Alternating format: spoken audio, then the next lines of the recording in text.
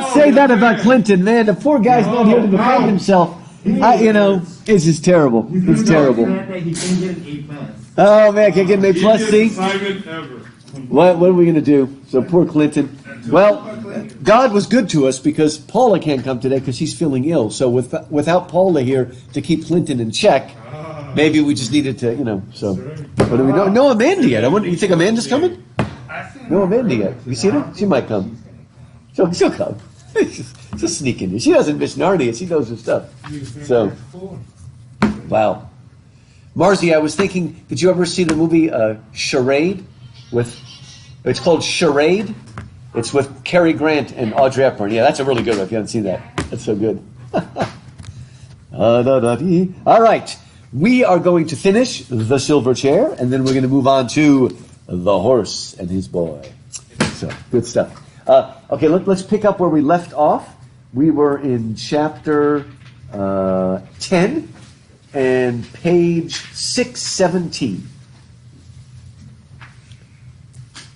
Page 6, I kind of mentioned this, but let me read this passage and we'll pick up from here. Okay, this is when they're in the Underland, right? Page 617. They're in the Underland, and our heroes are being rowed in the boats by those very somber gnomes, right, is usually what they're called. And they're being taken along like that. And look at the way Lewis describes it. He says, presently they were given food, flat, flabby cakes of some sort which had hardly any taste. And after that, they gradually fell asleep. But when they woke, everything was just the same. The gnomes still rowing, the ship still gliding on, still dead blackness ahead. How often they woke and slept and ate and slept again, none of them could ever remember. And the worst thing about it was that you began to feel as if you had always lived on that ship, in that darkness, and to wonder whether sun and blue skies and wind and birds had not been only a dream. You know what? That is a perfect description of the quarantine for the last 7 months. Yeah. It's like, oh my gosh, that has been our lives, especially until school started. That has been our lives. But it's important that Underland is sort of tasteless, colorless, joyless, almost lightless. And it's important that this is something that Lewis helped me to understand. We often have this idea that the devil is the party guy. The devil's the one that wants us to have fun and go wild and stuff like that, when Jesus wants to sort of put us in a box, make us little cookie cutter people. And Lewis shows us again and again. We saw it all the way back in Lion, the Witch, and the Wardrobe. What does the witch do when she sees the party animals? Remember? Yeah.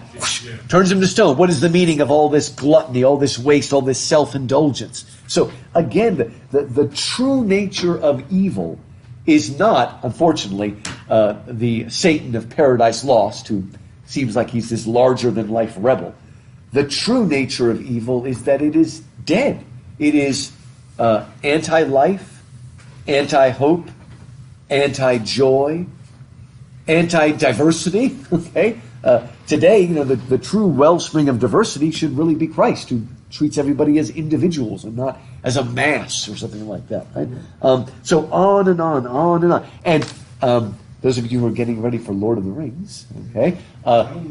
Oh, good. We're going to get you in there? You're not going to let him stop you? No. I may end up getting you 4 semesters in a row, man. That's good timing. Even if I have to pay for it. Yeah, oh, that's the man. There's the man. Okay. We're putting Lupe to shame right now.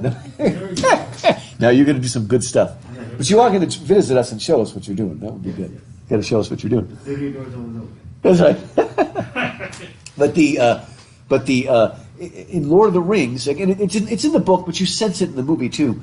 As Frodo gets closer and closer to Mordor, and when he's in Mordor and is getting closer and closer to the Dark Tower, he says to Sam, Sam, I can't really smell anything. I can't taste anything. I don't remember the Shire. Everything is just dead.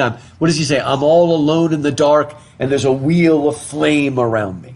Right? It's that same. And remember, both Lewis and Tolkien both experienced a sort of dead land filled with dead bodies and no hope and no joy. You know what I'm talking about? Mm-hmm. What did they both do? What did they both fight in?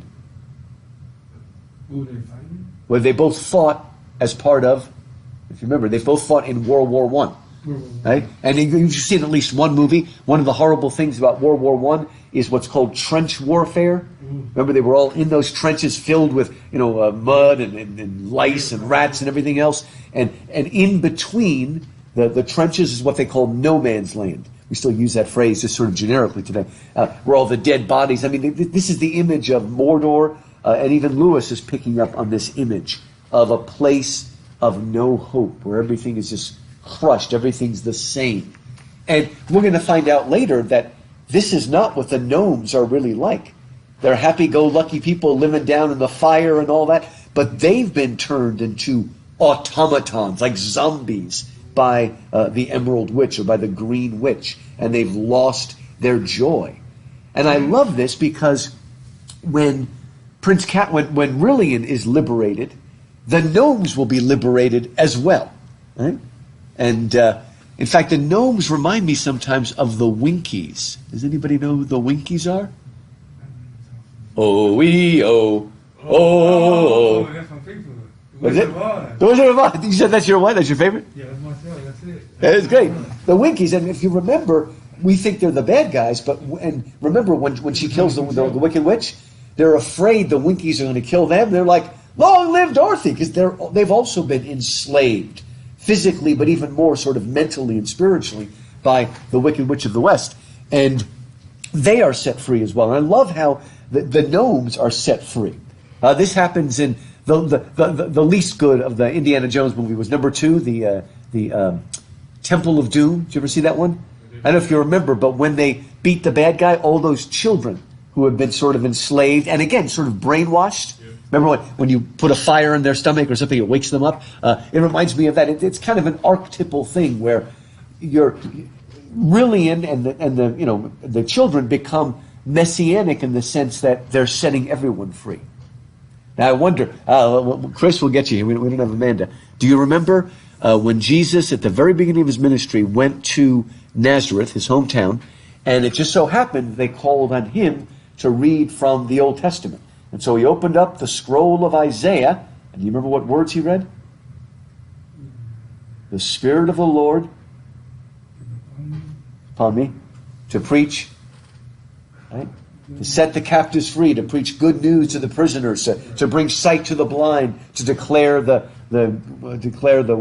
glorious day of the Lord, the favorable day of the Lord. Remember, that's where he begins, by quoting that, and it's a messianic thing, right? So I've come to liberate, to set free everything. And so we don't know this till the end. We're kind of nervous the first time we read it that these gnomes are going to turn on them, but they're like, yay, yay, Dorothy, right? You saved us. Ding dong, the witch is dead. You can almost imagine them singing that. And there's also something similar to Lord of the Rings. If you know Lord of the Rings, as soon as they kill Sauron, the bad guy, does anybody remember what happens to Mordor and all their troops and the tower and everything? Collapses, boom. And Lewis makes it clear here that there's a certain kind of bad guy that doesn't mind dying as long as they can take everybody with them. That happens in like the old James Bond movies, right? You beat the bad guy and then his lair is all destroyed, right? These archetypal things we get because evil is a devouring kind of thing that steals our soul. I don't know if you've ever, met somebody that was, kind of, caught up in Satanism, quote, sold their soul to the devil. But usually those people that do that, they begin by seeking power and they end up just sort of dead, like a sort of, flat, like they've been lobotomized or something like that. And it's really scary. Don't mess, Marzi, don't mess with the jinn. You heard of the jinn? Don't mess with the jinn.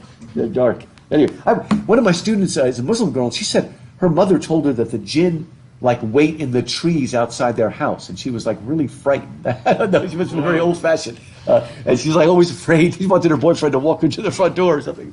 But again, the nature of evil is that it sucks out the life, and that's what she's been doing, right?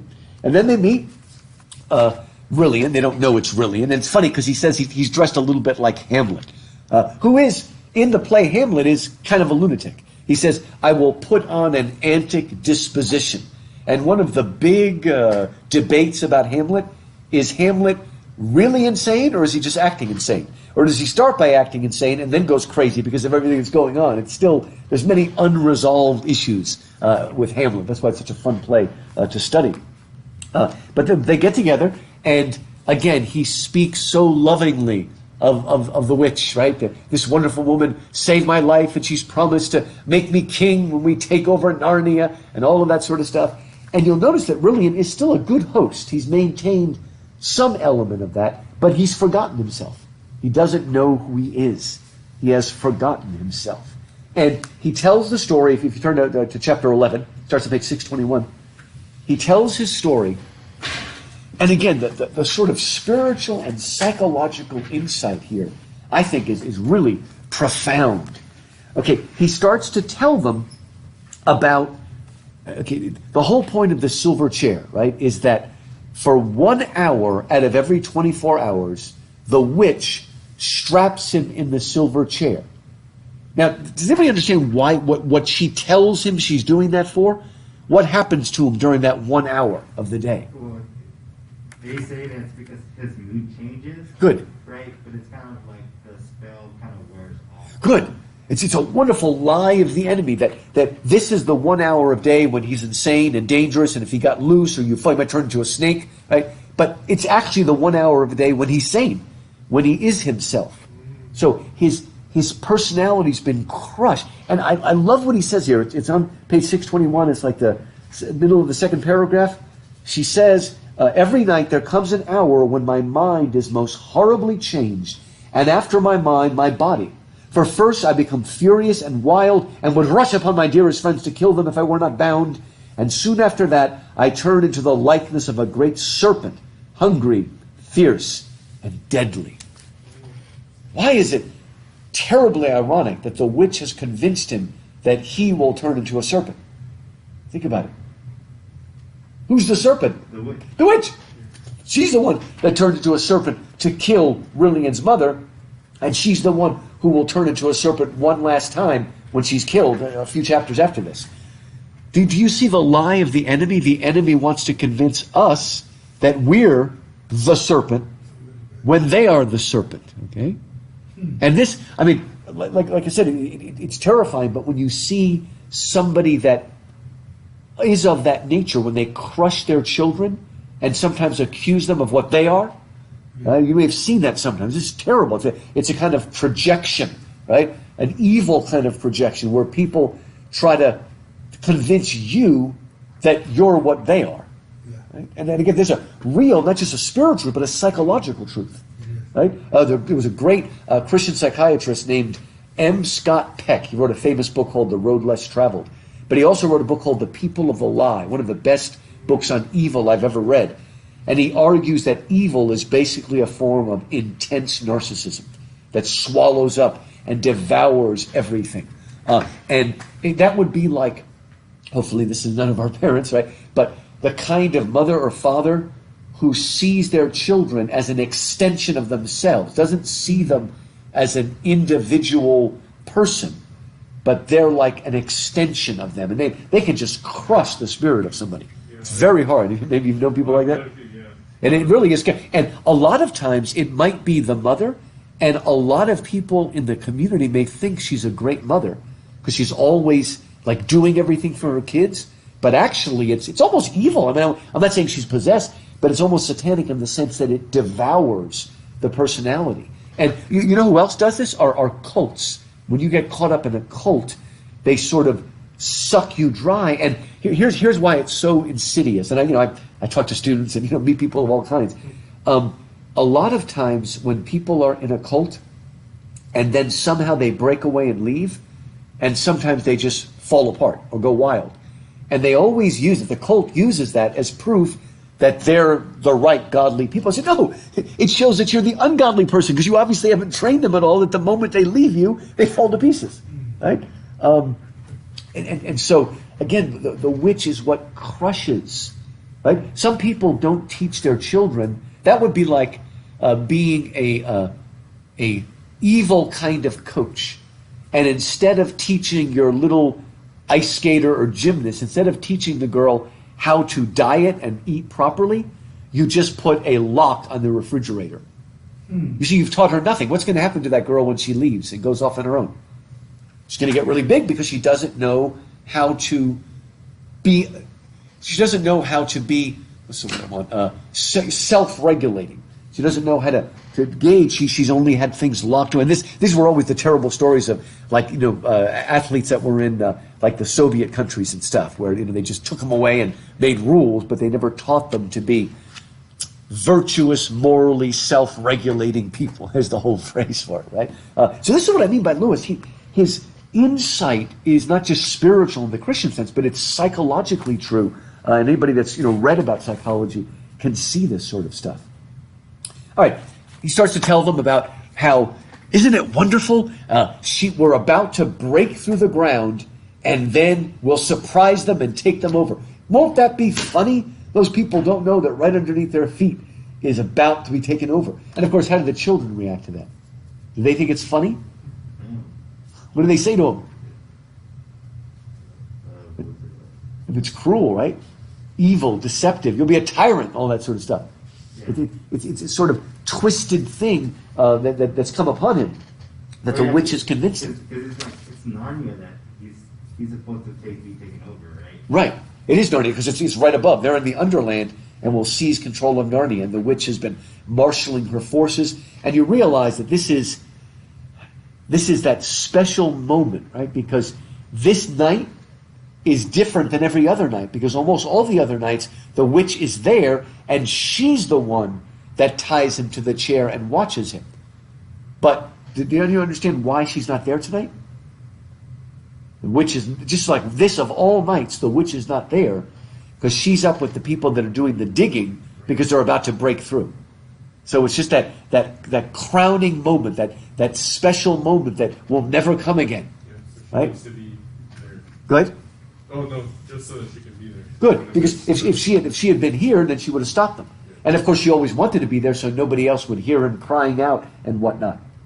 And what's really funny is the person that ends up hating Lillian the most is not the boy, but the girl. It's Jill, who's like, man, he's a sap tied to his woman's apron strings, and she's just sort of disgusted by him because he's such a wimp, and he does everything she's told. And it's really funny. She says, well, where I'm come, we don't think very highly of a man that, does everything his wife tells him to do. And he says, you'll think differently when you're a wife, dear. Really funny stuff like that, right? It's all the topsy-turvy-dom. Right, with the lunacy and things like that. Well, they tie him. He's tied to the chair, and let's see, page 624. So at the middle of the chapter, page 624. As he's in there, he starts coming to himself. Isn't this eerie? Like only 1 hour a day does our real personality peek through. All the other times we're brainwashed and things. And I think there's a lot of fear. There's more and more dystopia novels and movies, where people are sort of brainwashed. I don't know if this is our fear or our strange desire or something. Because you've all heard of vertigo, right? Vertigo is the fear of falling, but it's also, oddly enough, the desire to fall. Right? It's the mixed thing. There's a great movie called Vertigo by Hitchcock that plays on that. We want to fall, and we're afraid of falling at the same time. Right? And I wonder, I don't know, but it's almost like this generation who loves to read these novels and movies where, some totalitarian government takes over and the kids have no control and they're told this and that. In one sense, that's their greatest fear, but in a weird way, are we almost desiring that? Because we don't want to make decisions? We don't want to be responsible for our life? Do we want... I don't know. I will tell you that the old Soviet Union, as opposed to America, the old Soviet Union didn't need many psychiatrists, where we did, because you need psychiatrists when you're paralyzed by your choice and you're afraid you're going to mess up and screw up and all that sort of stuff. And so that's what comes with freedom sometimes, But anyway, look at what he starts to say as he's coming to himself, tied to the chair. Ah, he groaned. Enchantments, the heavy, tangled, cold, clammy web of evil magic, buried alive, dragged down into the earth, down into the sooty blackness. How many years is it? It's been 10 years. Have I lived 10 years, or 1,000 years in the pit? Maggot men all around me. Oh, have mercy. Let me out, let me go back. Let me feel the wind and see the sky. There used to be a little pool When you look down into it, you could see all the trees growing upside down in the water, all green, and below them deep, very deep. The blue sky, everything's still topsy-turvy. It's water, it's the reflection, it's the moon, it's that whole lunar strange influence and whatnot. But again, this yearning. I mean, did you feel that after the first couple months of quarantine? Almost like yearning for the outdoors and fresh air and people. I mean, like I said, we've really been in Underland for a long time. How's Bel Air doing? Are they still open? They haven't had it shut? Another case today. You had what? Another case. Another case. Oh. Are they going to shut down because of one case? So, it's a little bit different because tomorrow is going to be the PSAT. Oh. The general student population is going to stay home, and then the juniors are going to be the only students coming. And so the juniors are such a small population that are coming to in person. Okay. It's like none of the students that were there today are going to be there tomorrow. So strange. Changes day by day. But yeah. So I'm just like, awesome. But I haven't got an email from the principal, so that's a good There you go. sign, That's right. Yeah, no, you're right. That's true. I just hope I don't hear any more. No news is good news, as Yeah, they say. exactly. And this time, just let it go. That's So. elementary. They're gonna have a costume contest. A costume? Oh, really? Oh, that'll be fun. Tomorrow. I don't know if I told you, my son teaches at one of these classical Christian schools, and on the 100th day of the year, which is usually in January, February, they do this special thing where all the kindergartners march around the school, but all the kindergartners dress as if they were 100 years old. So all these kids are all dressed up with wigs, and actually a lot of them have suspenders, and they've got walkers. It's the cutest thing you've ever seen in your life. As these kids are going around, my son will send me pictures of it. It's great fun. You know, the fun things they do. I just love that. Yeah. But anyway, so okay, then as he's yelling out in pain, he says, "Please, again, this of all nights, please, you're my friends. If you help me, you're our enemies. Let me out. I've been the prisoner of the most horrible, wicked witch," and stuff like that. And he calls out to them, "Please, in the name of all that is good, in the name of Narnia." And then what does he say? In the name of Aslan, right? Yeah. And that makes them think of the signs, right? Now, I've never seen any other Lewis scholar write about this. I should write just a special essay about this. What's really weird about this is the kids actually get it wrong. They act as if the fourth sign were, if anybody asked you to do something in the name of Aslan, you must do it. But that's actually not what the fourth sign is. You remember what it is? Here's it. The fourth sign is, do you remember, Martin? It's, you will know who the prince is, because he will be the first person to ask you to do something in my name, in the name of Aslan. So they've actually remembered it wrong. And I don't even know if Lewis made the mistake or not. Well, didn't they get all the signs wrong? I mean, they got them all wrong anyway. Yeah. And here, I mean, if you think about it, this is my reading, because Lewis doesn't really say. If they had remembered the sign properly, they would have known it was really, and they would have immediately let him go. Because they don't remember, they go through this terrible cognitive, what do we do? Oh my gosh. And Puddleglum says, look, Aslan didn't say what would happen. He just said to do it. And so their faith is tested, but I think their faith would have been tested less if they remembered the actual sign, and they would have known it was Rillian. Because even when he gets out, they don't know he's Rillian until he says, "I'm Rillian." Right? But anyway, they do take a step of obedience, and they release him. He turns around and cuts the silver chair in half. And I once spoke for a school called Multnomah Bible College, which is in Portland, Oregon, way up there in the middle of nowhere. And there was a guy there. He didn't know anybody. He used to teach there, and he was a theology teacher, but he loved C.S. Lewis. And he was a single guy, and he had a house, and his house had 7 different rooms. And as a ministry, he would allow male students to live there, and he would kind of mentor them. Kind of a neat guy. But the reason I mention it is each of his 7 rooms was one of the Chronicles of Narnia. This guy had bought all this paraphernalia so you can live. And he had a basement, what we don't have in Houston, and the basement was the silver chair.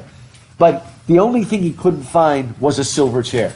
He said, I couldn't find anything that looked like a vile engine of sorcery. So I don't know if he ever found one or not. But anyway, the whole place was there. It was the coolest thing. He had the Chronicles of Narnia in like 15 different languages spread out all over the place. That's a cool. That may be obsessive compulsive, but I still think it's pretty cool. All right, now, Here it is. And one more thing, because this is like such a cool theological aspect of Lewis. On page 626, this is the very end of chapter 11. On page 626, when Rillian is released, and now everything comes back to him, right? And he says, they tell him, how long have you been there? 10 years. And the second to last paragraph, 10 years. Yes, I believe you. For now that I am myself, I can remember that enchanted life, though while I was enchanted, I could not remember my true self. So when he was enchanted, in a sense, he didn't know anything. When he's unenchanted, he now knows himself and what it was like under enchantment. And I mention that because Lewis says this a lot, that the difference between good and evil, right? Real goodness understands goodness and it understands evil. Evil doesn't understand anything. It doesn't understand good, but it doesn't even really understand itself. And this is important because sometimes we think the only way you can really understand evil is by giving into temptation again and again. It's like, no, the people that understand evil the most are the ones who have resisted it the most. Right? As Lewis says, because he was during World War II, he said, if you want to know the strength of the German army, you fight it. Right? You don't know the strength of the German army by being like France. You know what France is? We surrender. Okay. That's the French military salute. You know it by resisting it and fighting it. So the people that give in all the time, they don't understand anything about temptation or evil. It's those who resist it. And Lewis also uses a metaphor that becoming a Christian, fully knowing God, is like waking up. Today people would say it's like falling asleep. So no, I'm asleep now. I woke up when I understood the full nature of reality. So again, these are little insights that Lewis kind of sprinkles in these books, and they're so neat. They're just so rich. We could spend 2 or 3 classes on each book. Okay, now here's one of the most amazing parts of the Silver Chair, one of the most amazing parts of all the Chronicles of Narnia, and it's Lewis's reworking of the Allegory of the Cave. You ever read Plato's Republic? You may have heard this, okay? Plato basically says that we, human beings, we are like prisoners in a cave. Right? So imagine, actually, I always forget that. I guess I can use this board a little bit. So imagine that there's this big cave, right? And we're in the back of the cave. So here's the outside world. Here's the sun, right? And we're all the way in the cave, and we are in these chairs, and we're chained to our chairs, and we're facing the back of the cave, right? And then behind us is a roaring fire, right? And then between us in the fire are puppeteers holding up puppets of trees and cats and dogs and everything, holding up puppets. And when the fire shines on the puppets, what do you think it casts over here? Good, the shadows of them. And because we grow up like that, we think that's reality. And we don't realize that it is a shadow of a shadow, or he says, an imitation of an imitation. Right? Because the shadows on the wall are imitations of the puppets, which are imitations of everything on the outside of the world. And we go on, and our whole life is trying to guess which shadow is going to come next. And we think that's reality. But then somebody's let loose. The philosopher turns around and is let loose. And he turns his body, and at first he's blinded by the fire. But slowly, he'll struggle his way out. He'll realize what's going on. He'll go out to the cave. He'll finally be able to see reality. Although at first, he'll only be able to see shadows in the water because his eyes, and then as his eye gets stronger, he looks up towards the sun, right? And realizes what is real and what isn't real. And that's what Plato meant when he said we're living in shadows. And Lewis is going to play on that in the last book, The Last Battle. He's going to call our world the Shadowlands. Now, again, Lewis doesn't mean that it's really a shadow. We talked about this before. It's just compared to God's reality. It's a shadow we talked about. Now, here, instead of reading it to you, this take forever, this is what happens, okay? They've freed Rillian. They think everything's great. They're ready to escape when suddenly the witch returns. She looks around and she immediately realizes what has happened. That Rillian has been unenchanted The the silver chair is broken. And what is she going to do? Well, the first time you read it, if it was the first time you thought, oh, she's going to zap him or lock him in prison, she doesn't. She closes the door behind her. She goes over to the fire and takes some green dust, throws it in the fire, and immediately this sort of heavy, moist smell rises up that makes them very, very sleepy. Then she takes out her mandolin, like a guitar, and she strums it rhythmically. Where are you going, children? We're going up there, back to Narnia. What do you mean, up there? You mean the roof? There is no up there. What is this Narnia? Is this some kind of a game? She slowly lulls them until Puddleglum, holding his head, no, up there, it's the sun. We're going up where the sun shines. Yes, how could I forget the sun? Strum. Sun? What do you mean? What is this sun? Have you made up this word? Do you mean anything by it? Well, you see that torch over there? Yes. Well, imagine if that torch got bigger and bigger and bigger, and it hung from the ceiling. That would be the sun. Oh, I see. We're playing a game. You looked at the torch and you thought, what if the torch got bigger and bigger? And you invented this thing called sun. Why, it's a very pretty game, but fie on thee. You're too old to be playing such childish games. Well, they're working so hard. Well, there's Aslan. What a peculiar name. What is an Aslan? Well, he's a lion. What's a lion? Do you mean anything by the word? Well, have you ever seen a cat? Yes, I love cats, because evil people always love cats. Yes, little commentary. Yes, from the peanut gallery. Yes, I love cats.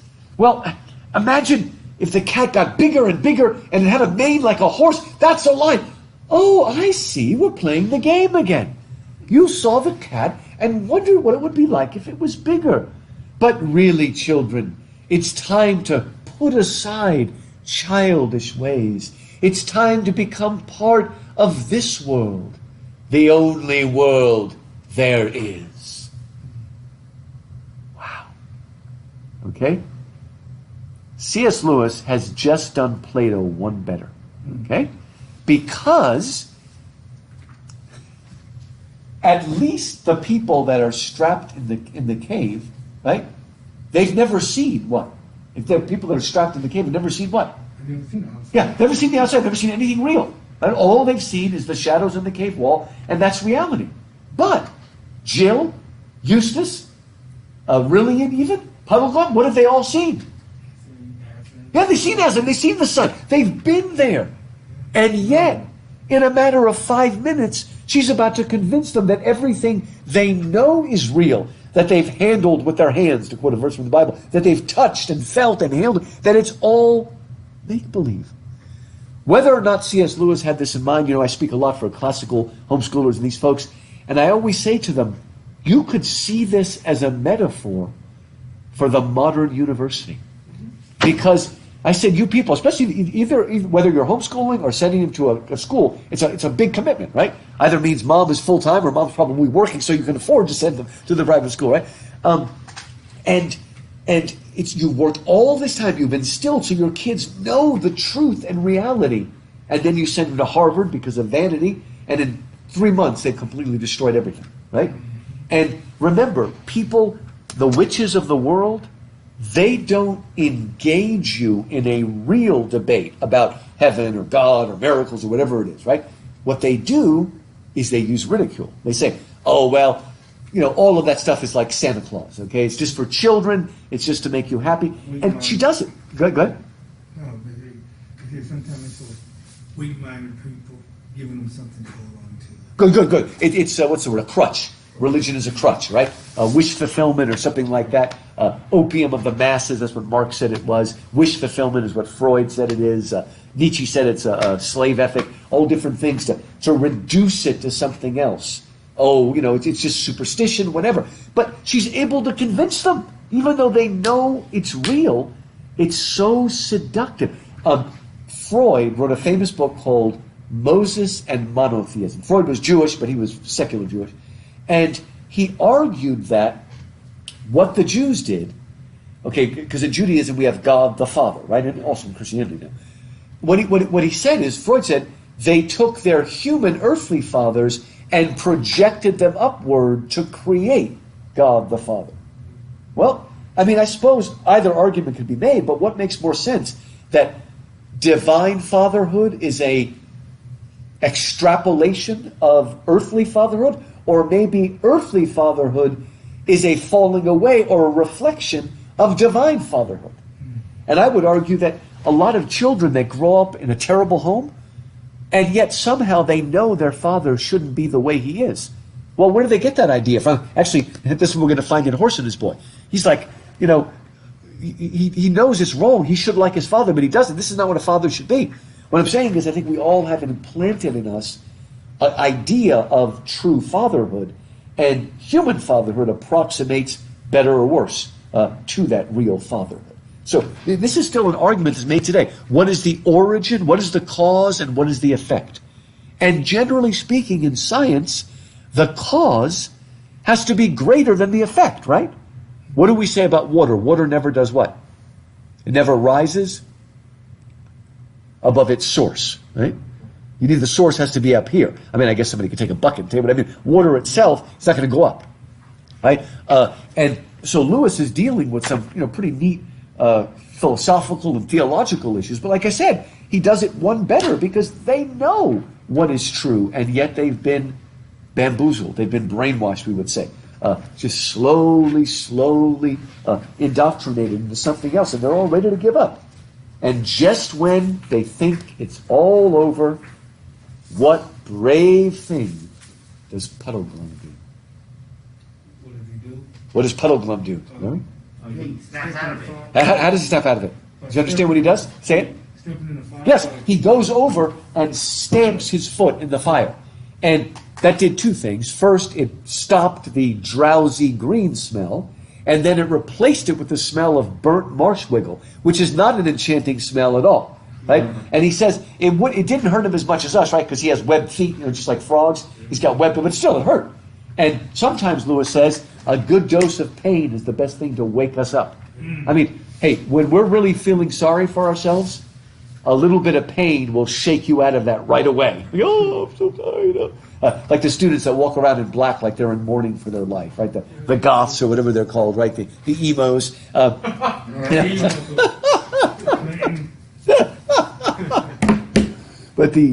But are any of you? Do any of you actually like dress up for Halloween? The artists here. Clinton But Clinton does. For Halloween, I did the past few years. Are you going to do it? Go out there. No. Maybe not this year. Yeah, this year's different. It's just, man. Yeah, last year I was. Do you? I was. I haven't in a while. If I want to dress up, I go to the Renaissance Festival. Okay. Speaking of Renaissance Festival, they had a shooting this past weekend. You heard, right? Somebody said that, but then somebody told me it was. It wasn't at the Renaissance. But it was in at the campground. It's the campground. That's what I think. Yeah. Yeah, it was early in the morning. I think Sunday morning. So don't go camping there. That's good. Yeah, I got scared. It's like I've never seen it, but it's the campground. Yeah, campground. So, how do you all think that Clinton should dress up for Halloween? That ogre he drew. Yeah, what's that? The ogre he drew. Ogre? What's that? The ogre. The ogre. Yes, the ogre. I think ogre. Anybody else? Why should Clinton dress up? What do you think, Lupe? Me, for him, Russell Crowe. It's Russell Crowe. Oh yeah, I can see it. Let him dress up as Russell Crowe. Baby New Year. Baby New Year. Captain Underpants. Oh, Captain Underpants. Clinton, I know you're watching all this. I think this is the first class Clinton's missed, so we gotta laugh him up here. We do. We got cheer him up. Like puts his foot in the fire, And then he says, it's on page, where is it? Page 633, near the top. It's almost the end of the chapter. He says, suppose we have only dreamed or made up all those things, trees and grass and sun and moon and stars and Aslan himself. Suppose we have. Then all I can say is that in that case, the made-up things seem a good deal more important than the real ones. Suppose this black pit of a kingdom of yours is the only world. Well, it strikes me as a pretty poor one. And that's a funny thing when you come to think of it. We're just babies making up a game if you're right. But 4 babies playing a game can make a play world which licks your real world hollow. That's why I'm going to stand by the play world. I'm on Aslan's side, even if there isn't any Aslan to lead it. I'm going to live as like a Narnian as I can, even if there isn't any Narnia. So, thanking you kindly for our supper, if these 2 gentlemen and the young lady are ready, we're leaving your court at once and setting out in the dark to spend our lives looking for Overland. Not that our lives will be very long, I should think, but that's a small loss if the world's as dull a place as you say. Does anybody know a famous argument made for God that was made by a philosopher named Pascal? If you studied that. You ever heard it? Marzi, it's called Pascal's Wager. Does that sound familiar to any of you? Okay. Is this the one that is like, what's to be, gained if God is real, right? You have everything to lose. Good. Right? And so it's like, why not believe it? Good. And you got exactly. It's the wager. He's like, okay, you've got to wager on something. Okay, let's say you wager on there being a God, right? And you do that. Well, if you wager on there being a God, if you're right, then that's pretty darn good. If you're wrong, well, you've still lived a better life than most people. But let's say you bet on there being no God. If you're wrong and there is a God, there'll be consequences. But even if you're right and there is a God, then what's the point? What have you gained?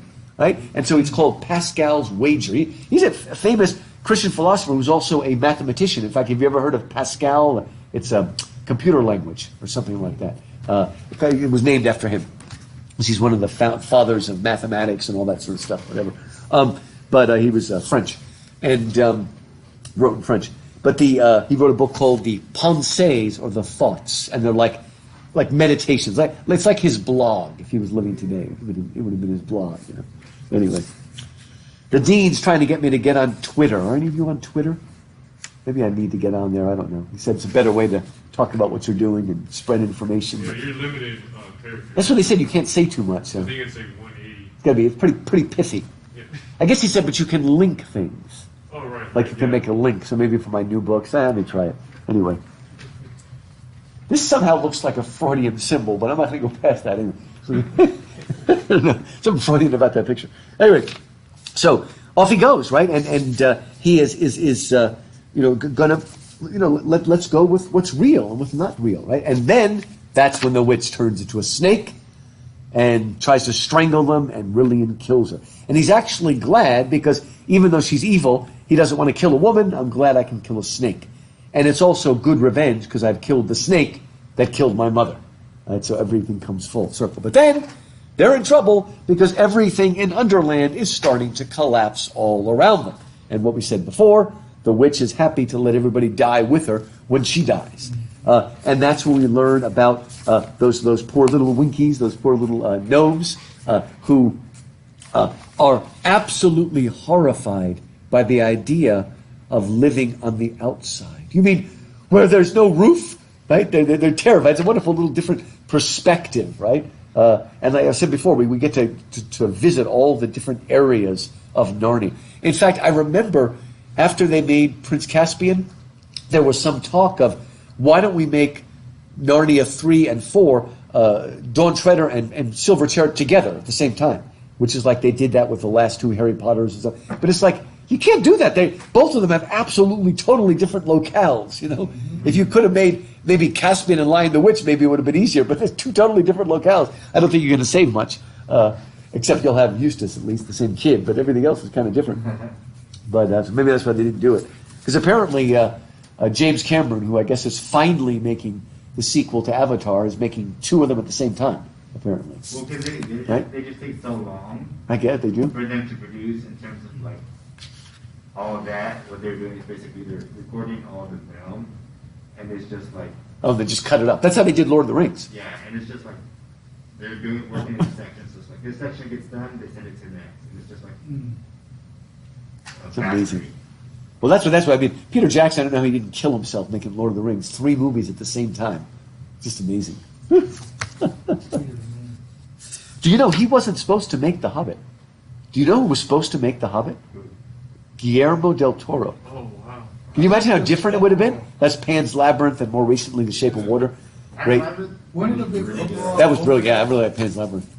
What's that? Some people upset at the fact that he wasn't chosen at first to actually make The Hobbit. Oh, you Peter Jackson, yeah. Yeah. There was He some wanted to problem. do it. Well, you know why? I think he had to sue New Line Cinema because they weren't giving him the money they promised. I mean, he made a fortune for that. They made that cinema, that production company. And there was fighting back and forth and stuff like that. And Guillermo del Toro. You know, it's funny that everybody in Hollywood, they're always talking about diversity and stuff like that and all. Nobody seems to even want to make the comment that did I tell you this before? Over the last 5 or 6 years, 4 of the best director Oscars went to Mexican directors. And nobody seems to even mention. Guillermo del Toro got it for Shape of Water. The other guy, I always forget his name. What's that? Say it again? Yes, that's right. He's the one who made Roma, which is a beautiful movie. He won Best Director. And the other guy, I'm trying to remember his name. It's anyway, it'll come to me. You say he's the one that made Birdman. What did we call Birdman? And what was the other one he made? The Revenant. Revenant, yeah. So all those 3 guys are all Mexican directors. They won Best Director like 4 years in a row, and nobody even says anything about it.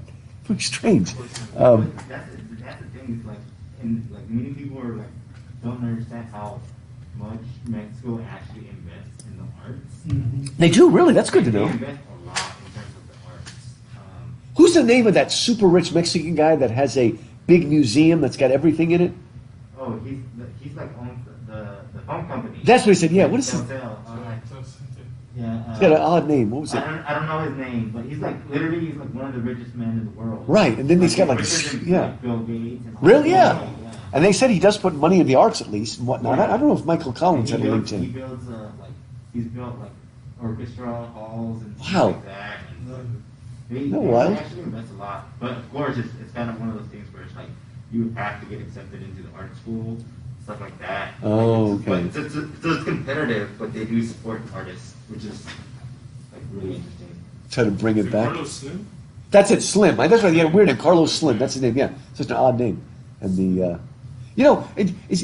are the artists in Mexico? Are they still doing murals like Diego Rivera? Or have they given up on that? I always thought that was a neat medium. They're still doing it. It's just like it's kind of one of those things where it's like during like Diego Rivera and Scudos and Rothko, like murals was like that was the golden era for them. Yeah, that was a big time, and I guess they Big moved time. past it. So then now it's like all the like palaces and all the museums. They're already doing it with those. Oh, they're already doing. I guess you're right. There's nothing left to cover. Right, That's pretty but- funny. But now, like you go into Mexico, and it's kind of like here in Houston, where it's just like all of these like murals on the side of buildings. And Oh, okay, that are right. happening.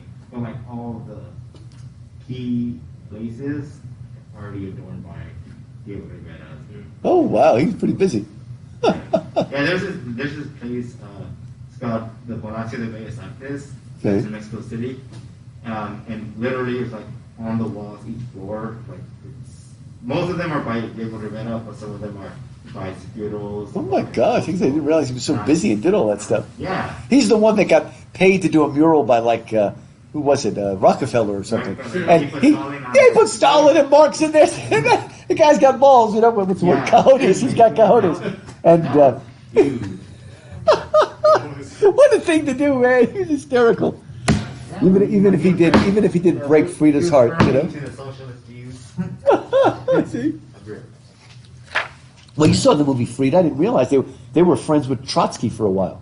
You know, the guy that was on the run from the Soviet Union. That was a really good movie, Frida.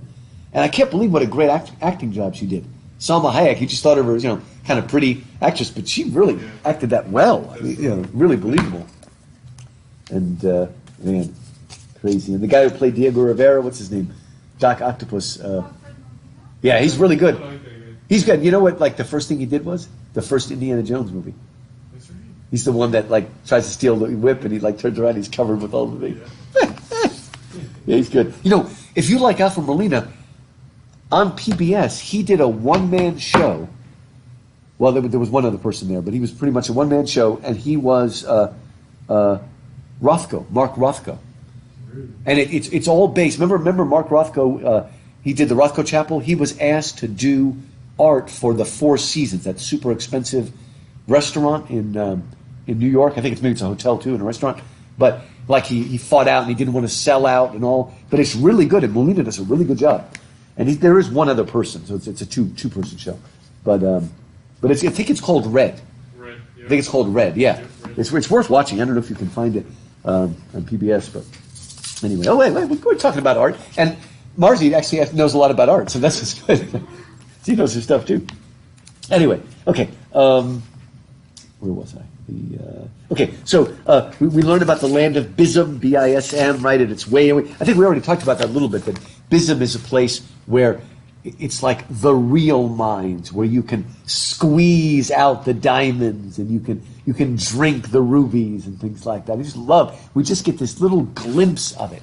And when Rillian hears about it, did you notice what Rillian wants to do? When he hears about Bism, he wants to explore it, right? Let's go down and explore. This will be the greatest adventure of all. After all, what did his father do? He sailed to Aslan's country, basically, and came back. This will be my chance to do it. And, of course, who does not want to go into Bism? Remember poor Jill, who's claustrophobic to go, and, of course, everything's falling apart. But the reason I mention that, it's important that he wants to do it, but then when Jill says no and he realizes the danger, he immediately leaves. So how does that show that he has in some ways grown even past his father? You remember when his father does something like that, Caspian, in Dawn Treader? Remember what Caspian wants to do at the end of Dawn Treader? And everybody tells him you can't do it? What do you remember? I wanted to leave. Yeah, I'm going to leave, I'm going to go with Reaper Chief, and I'm going to go see Aslan's country. And why did they tell him you can't do that?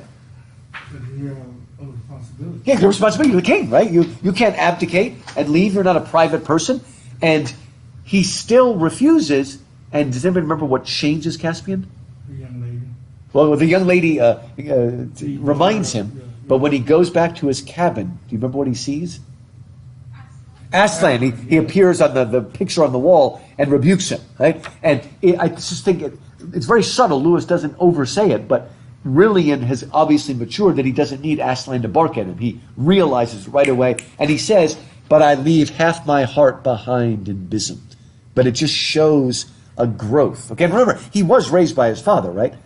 For just the last 10 years he's been locked up, so he does know his father. Unlike Telemachus, right? He didn't know his father. Let's just kind of jump ahead. They escape just in time, and they come out to the Great Snow Festival. Don't have too many of those in Houston. But a Great Snow Festival, and one of the first things she sees when she comes out of the hole is real moonlight shining down. Now we're getting real moonlight that brings a good kind of lunacy in the sense of joy and, like a Mardi Gras, kind of a free-for-all, let's have fun and stuff like that. And anyway, one thing I want to mention before we jump to the end that is very indicative of Lewis, and our world has kind of forgotten this. It's on page 654. It's right at the end of chapter 15. Page 654. And as Rillian, now remember, Rillian is kind of filthy looking because he's just come out of Underland, right? And he's walking around and he sees the talking animals and what of Narnia right away. And look what it says there. Near the top of page 654. It says, "Pale though he was from long imprisonment in the deep lands," we're talking about Rillian, "dressed in black, dusty, disheveled, and weary, there was something in his face and air which no one could mistake. That look is in the face of all true kings of Narnia who rule by the will of Aslan, and sit at Cair Paravel in the throne of Peter the High King. Instantly, every head was bared, and every knee was bent. A moment later, such cheering and shouting, such jumps and reels of joy, such handshaking and kissing and embracings of everybody by everybody else broke out that the tears came into Jill's eyes. So, what is he getting here? This may sound odd to people living in a democracy, okay? But what is he saying? What does Rillian bear?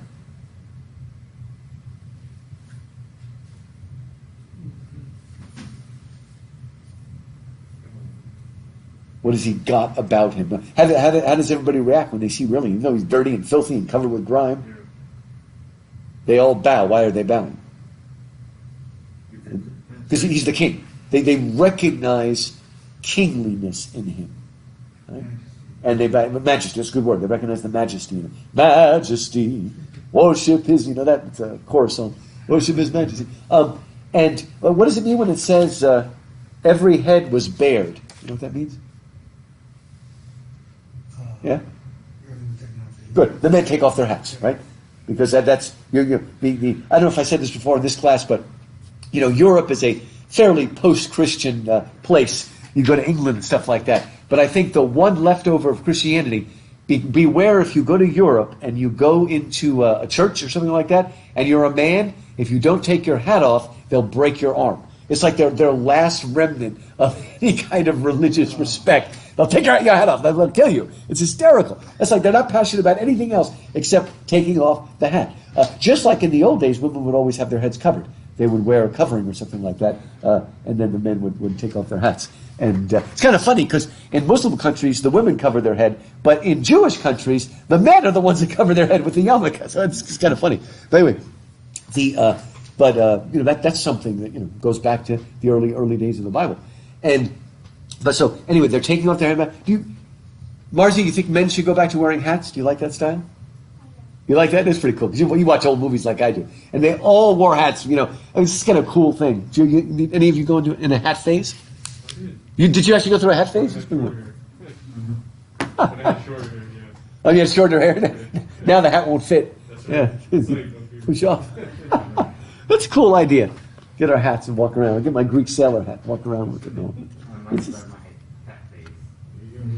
This is a way to, that's why the Jews invented the yarmulke, because so many Jewish men are bald like I am, covers their bald head. Put a little thing on there, so I should just get one myself covered. That's why Julius Caesar always wore that laurel wreath, because he was very vain and he wanted to cover his bald head by putting the laurel wreath around. That's pretty funny. That's why he did it. But again, there's this idea of, because Narnia is very much a medieval world, and I've said this before, I think a lot of people that hate any idea of monarchy like to go to the Renfest because they like that sense. I think we're appealing to that sense of hierarchy and things like that, and the good king and whatnot. But anyway, let's jump to the end. We already last week looked at page 660 in that last chapter, and that's when Jill says, "I'm ready to go home," and immediately Aslan is at the side. Right, page 660. In the last chapter there, and remember we said that Aslan is so real and strong, everything looks shadowy compared to that, and that's where Aslan says those beautiful words, "I will not always be scolding," right? And then the reason I read it in the beginning is I said that technically speaking, in the lunar world of Silver Chair, Aslan never actually comes into Narnia. Even here, he still seems to be on his mountain. Because instead of blowing them back up to the mountain, what does he blow? Remember? He blows, and what happens? Everything kind of vanished. Good. Everything vanishes. All the way. Narnia, everything. The wood, the ship, everything. Oh, good, like smoke. So I said, well, Amanda's got to do something like that. It just goes away. I think it's pretty cool. Maybe she did it, and she just made herself disappear. So she may be gone, right? Anyway. Clinton, how you doing? Are you still listening? We got to come up with some better humor for Clinton. We're not doing a good job. This cold weather's dampening us. You see, I'm with you. Oh, that was pretty good. Did you hear that? Okay, there was an attempt. Imitate Clinton Day. So we saw that there on page 660. that, again, he blew, and it says, the wild breath of Aslan blew away the ship, and the dead king, and the castle, and the snow, and the winter sky, for all these things floated off into the air like wreaths of smoke, and suddenly they were standing in a great brightness of midsummer sunshine, on smooth turf, among mighty trees, and beside a fair, fresh stream, probably that same one that Jill drank from. Then they saw that they were once more on the mountain of Aslan, high up above and beyond the end of that world in which Narnia lies.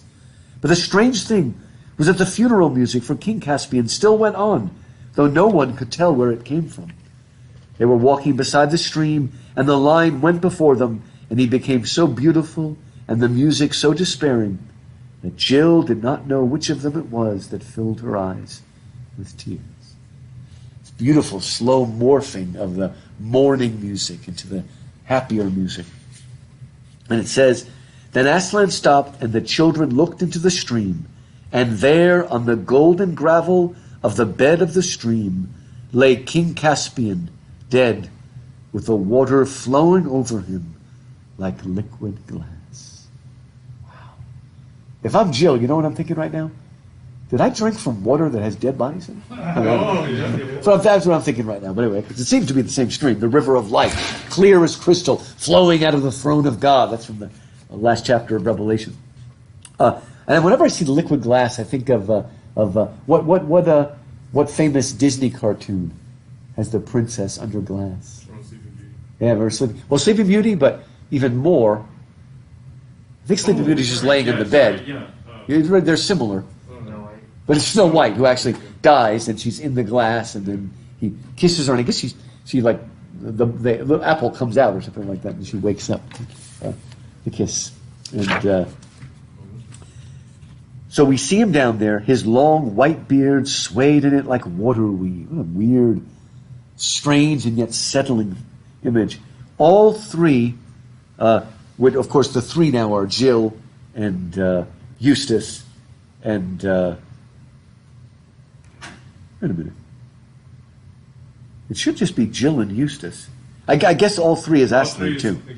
I guess it's including Aslan. It's a weird way to put it, but yeah, because Puddleglum is gone and Brilliant's dead for now. And all three stood and wept. Even the lion wept, right? And of course, anybody know the shortest verse in the Bible? He went. Yeah, Jesus wept. When did Jesus weep? In the Garden of Eden. Well, actually, you're right. He does weep there, but where is it that short verse Jesus wept come from? It's Lazarus. Okay, so you're right. He weeps in the garden. He weeps over Jerusalem. But when he comes to the tomb of Lazarus, it says Jesus wept, and that's a really short verse. John chapter 11, I think. So we've got the lion wept, and remember, it's odd that Jesus weeps because he knows he's about to raise Lazarus from the dead. So why does Jesus weep? If he knows he's about to raise Lazarus, why weep? Everybody in the whole crowd was moved. Good. They were all sad and crying out.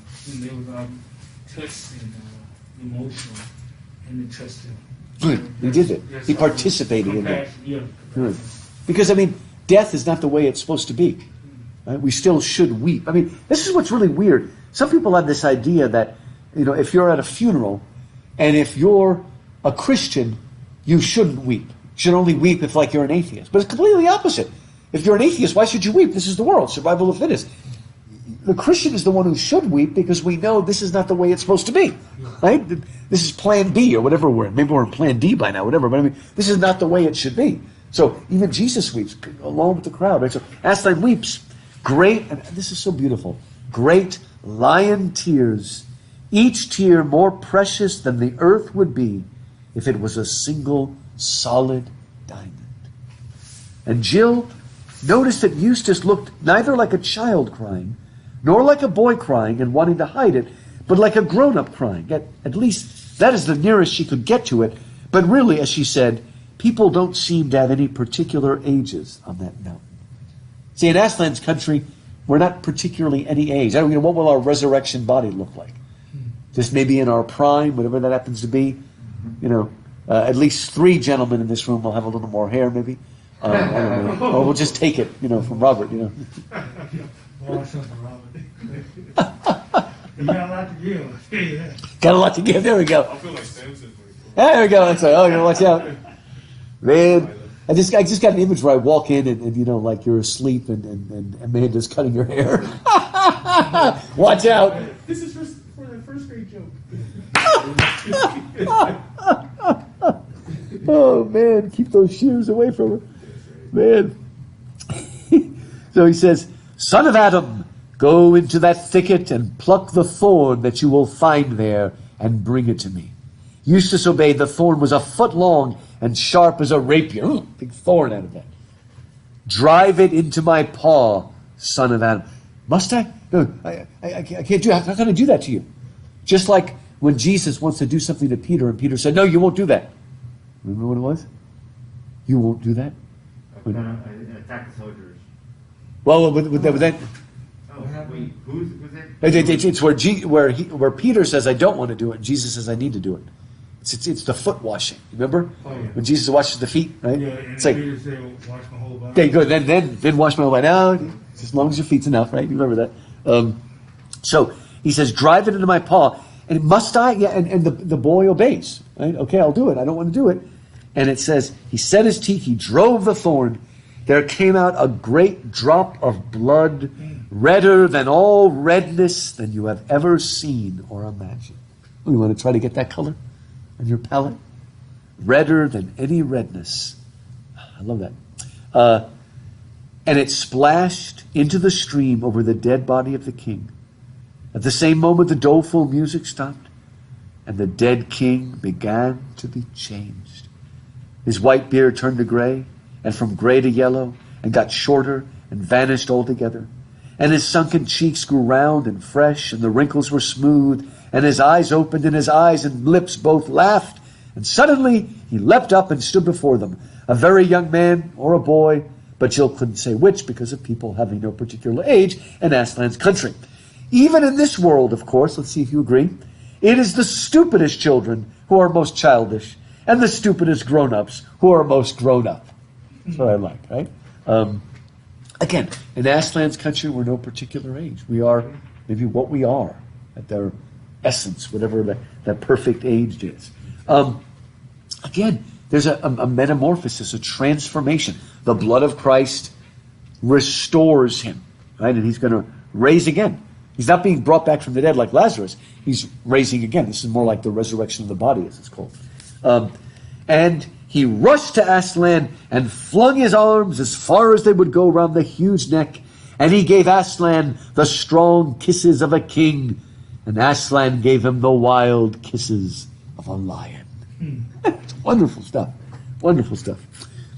At last Caspian turned to the others. He gave a great laugh of astonished joy. Why, Eustace, so you did reach the end of the world, right? And they're going back and forth. And a little later, Eustace says, but hasn't he died? Yes, said the lion, almost laughing. He has died. Most people have, Even I have. There are very few who haven't. Did we say before who are the only two people in the Bible that apparently didn't die, were just taken up to heaven? Remember? Elijah? Elijah and the other one? Also starts with an E. Enoch. Okay, Elijah and Enoch are the two that just seem to be translated into heaven, right? But everybody else dies, including Jesus, had to die, right? This is how it works. Oh, said Caspian, I see what's bothering you. You think I'm a ghost or some nonsense. The kids are afraid of him. He said, but don't you see? I would be a ghost if I appeared in Narnia now, because I don't belong there anymore. But one can't be a ghost in one's own country. I might be a ghost if I got into your world. I don't know. But I suppose it isn't yours either, now that you're here. In other words, for a moment he thinks the children are dead, because they're in Aslan's country. But I said, no. They're going back. They're not ready for that. But he tells them, when you meet me here again, you will have come to stay. Because we don't see Edmund and Jill again until the last book. But for now, not now, you must go back to your own world for a while. Sir, said Caspian, I've always wanted to have just one glimpse of their world. Is that wrong? You cannot want wrong things anymore, now that you have died, my son. Well, now we'll put Marzi on the spot. I wonder if you remember something that Virgil says to Dante when they get to the top of purgatory at the Garden of Eden. If you remember that. He tells him, now, he says, now that you're here in Eden, do whatever you want. You would be wrong not to follow whatever your desires told you to. Remembering that? And I mentioned that if you gave that advice to somebody now, that would be bad advice. Yeah, just do whatever you feel like.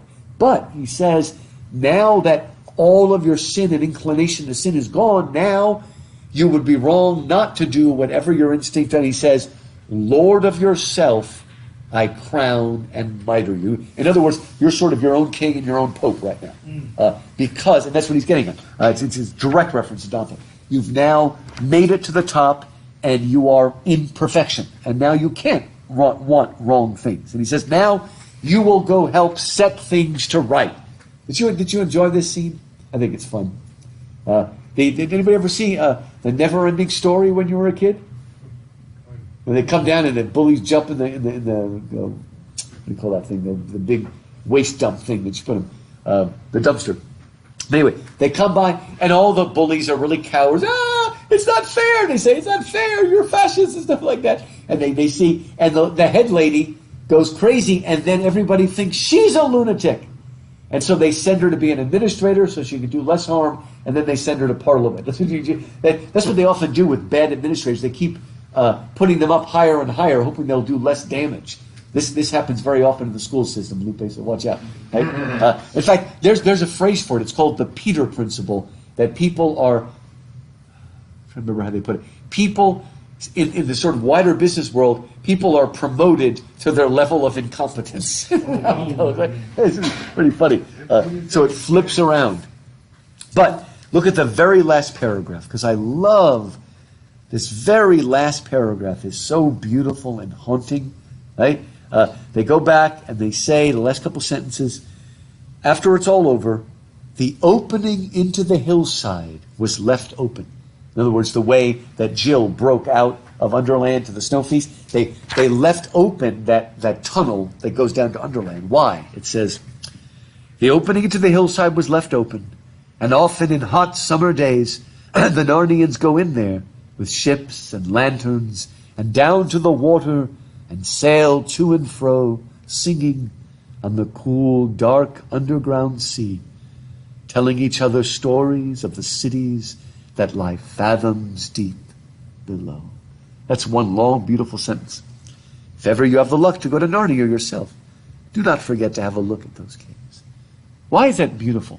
What have the Narnians done? They've taken something that what? They've taken a place that was a place of what? See how they've converted something here? This was a place of evil and oppression, where the witch had everybody, and what have they turned it into? Okay, it's like a place of beauty and wonder and joy and mystery and things like that. Isn't that wonderful? One of my favorite verses in the Bible talks about how God can restore even what the locusts have devoured. So nothing is wasted. It can be restored. It would be just like some of us go through like a really, really hard time in our life that was just really crushing, and then somehow God finds a way to make us stronger and better through that. And so nothing is wasted. In other words, I suffered, but at least the suffering wasn't a waste. It brought me to this level. It brought me to a better place or whatever. And I just love that concept that something evil becomes a holiday spot. It's redeemed. And I want to go and visit those caves. When my kids were younger, we'd go around and visit all the caves we could, the Natural Bridge Caverns, I think we're talking about that, the Sonora Caves are kind of cool if you go down I-10. And there's the Wonder Caves, and there's the George Caves, the Longhorn Caverns, there's a bunch of them. Carlsbad, that's the one that's gigantic. It's huge. We didn't stay long enough to see the bats come out at us. Have any of you gone to that bridge in Houston where all the bats live? Oh, well. Yeah, have you been there? Yeah. You try to take pictures of them as they? Oh, no. I mean, it's been there forever. Yeah, that's pretty cool. Whew, man. It smells like guano. That's right, guano, yeah, everywhere. Oh, Guano? Guano. bat droppings of the guano. Oh, Man, you have to watch out. All right, let's just get started on The Horse and His Boy. We'll finish this next time. And along with Prince Caspian, this is the most archetypal of the Narnian books. And this even more so than Prince Caspian. Now, what does that mean? An archetype is a sort of character type or kind of a quest that is repeated. We see it again and again in all different cultures. So the one of the movies that was very archetypal was the original Star Wars trilogy, right? And the types that George Lucas put in there are types that we see all across culture. So Darth Vader would be what kind of a type? Can you turn him into a type that there are other versions of him? I would say like he's kind of like the scorned hero. Like he was supposed to be the savior of Good. the Jedi, right? But because of the actions and his own greed, Good. right, to save Princess, His wife, right? Yeah, he kind of like turned on his own mission. Good. And he went over to the dark side, literally, right? So he is somebody who has sought after something forbidden. And if I'm understanding episode 3 properly, he was seeking the forbidden knowledge of like immortality or life, right? To bring Padme back or to protect her or whatever. And in doing that, he went over to the dark side. Like Dr. Frankenstein thought he was doing something good, right? He was going to try to, defeat death. And it turned him into a monster and he created a monster, right? Or Dr. Jekyll and Mr. Hyde wanted to remove the evil side of man, what we call the fallen nature. And he ends up being destroyed by that. People what Dr. Faustus, who wants knowledge, and he sells his soul, and what happens to him. So we recognize that type of Darth Vader. Right? Now, I was going to say Luke Skywalker, but we're going to get to him later because that's what this book is about. But Luke and Leia, they're what? Siblings, right? And this happens in all over the world. They're siblings who have been separated. And we're going to see that in this book here, Cor and Corin. Siblings who have been separated and need to find each other. How would you define the relationship between Han Solo and Princess Leia? Have we seen that before? Can you kind of give a generic name for that relationship? They didn't like each other at first. Okay, good. So they hate each other at first, and she's a what and what is he? She's a royalty and he's like a Good. vagabond. Good. So vagabond. So we're the princess and the pirate, or the princess and the gypsy, whatever, right? That's a good one. That's very good with Jasmine, the princess and the thief, right? That sort of stuff. We see that archetypally coming again and again in other things, right? And then Han Solo himself is almost the opposite of Darth Vader, where he is a rogue and a villain who lives by his wits, a sort of pirate, but then he ends up doing something noble and saves the day. So he's the pirate with the heart of gold or whatever. Right? And all of these archetypes, and that's why they work so well. Maybe the best archetype in Star Wars is Obi-Wan Kenobi. How would you describe him? Like if you wanted to just put a generic name on him, he's the what? He's the teacher. The wise old man. Is there a version of Obi-Wan Kenobi in the Harry Potter novels? Yeah, Dumbledore, right? He's the wise old teacher and all that sort of stuff. What about in the Lord of the Rings? That would be Gandalf, right? What about in the Asian world? He would be the what? Yeah, like in the Asian world, in Asia, generally speaking. He would be like the Kung Fu master, the sensei, right? The one that takes a little grasshopper under and trains him. Right? We see this type all over the world. What's that? No, I'm thinking about Cobra Kai. Oh, Kublai Khan? No, Cobra Kai. Oh, Cobra. Is that good? I want to see that. Yeah, Cobra Kai. That's right. That's like Karate Kid followed. I have to watch that. I'm told it's good. It's on Netflix. Yeah, Mr. Miyagi. Yeah, that's right. Mr. Miyagi? Miyagi. Yeah, that's right. That idea. And then, for instance, the great Japanese director Kurosawa made a movie called The Seven Samurai, but then that was remade as the Magnificent Seven. Because in a lot of Western movies, there's the wise old teacher who takes the young hothead under and trains him, right? For a while, Sean Connery was playing a lot of those roles in a lot of movies. And I will take you under my wing and teach you and train you. And so we see that, right? And there's a little bit of that in Prince Caspian, but this book of all of them, which is based on the Arabian Nights. Have you ever read the Arabian Nights? No, I'm familiar. Oh yeah, I got to read the Arabian Nights because this is very much an Arabian Nights tale, right? And it's full of these archetype that we see again and again and again, right? And and the archetype that Shasta fits under, maybe I'll write some of the names over here. Shasta fits under a type. Oh, my pocket.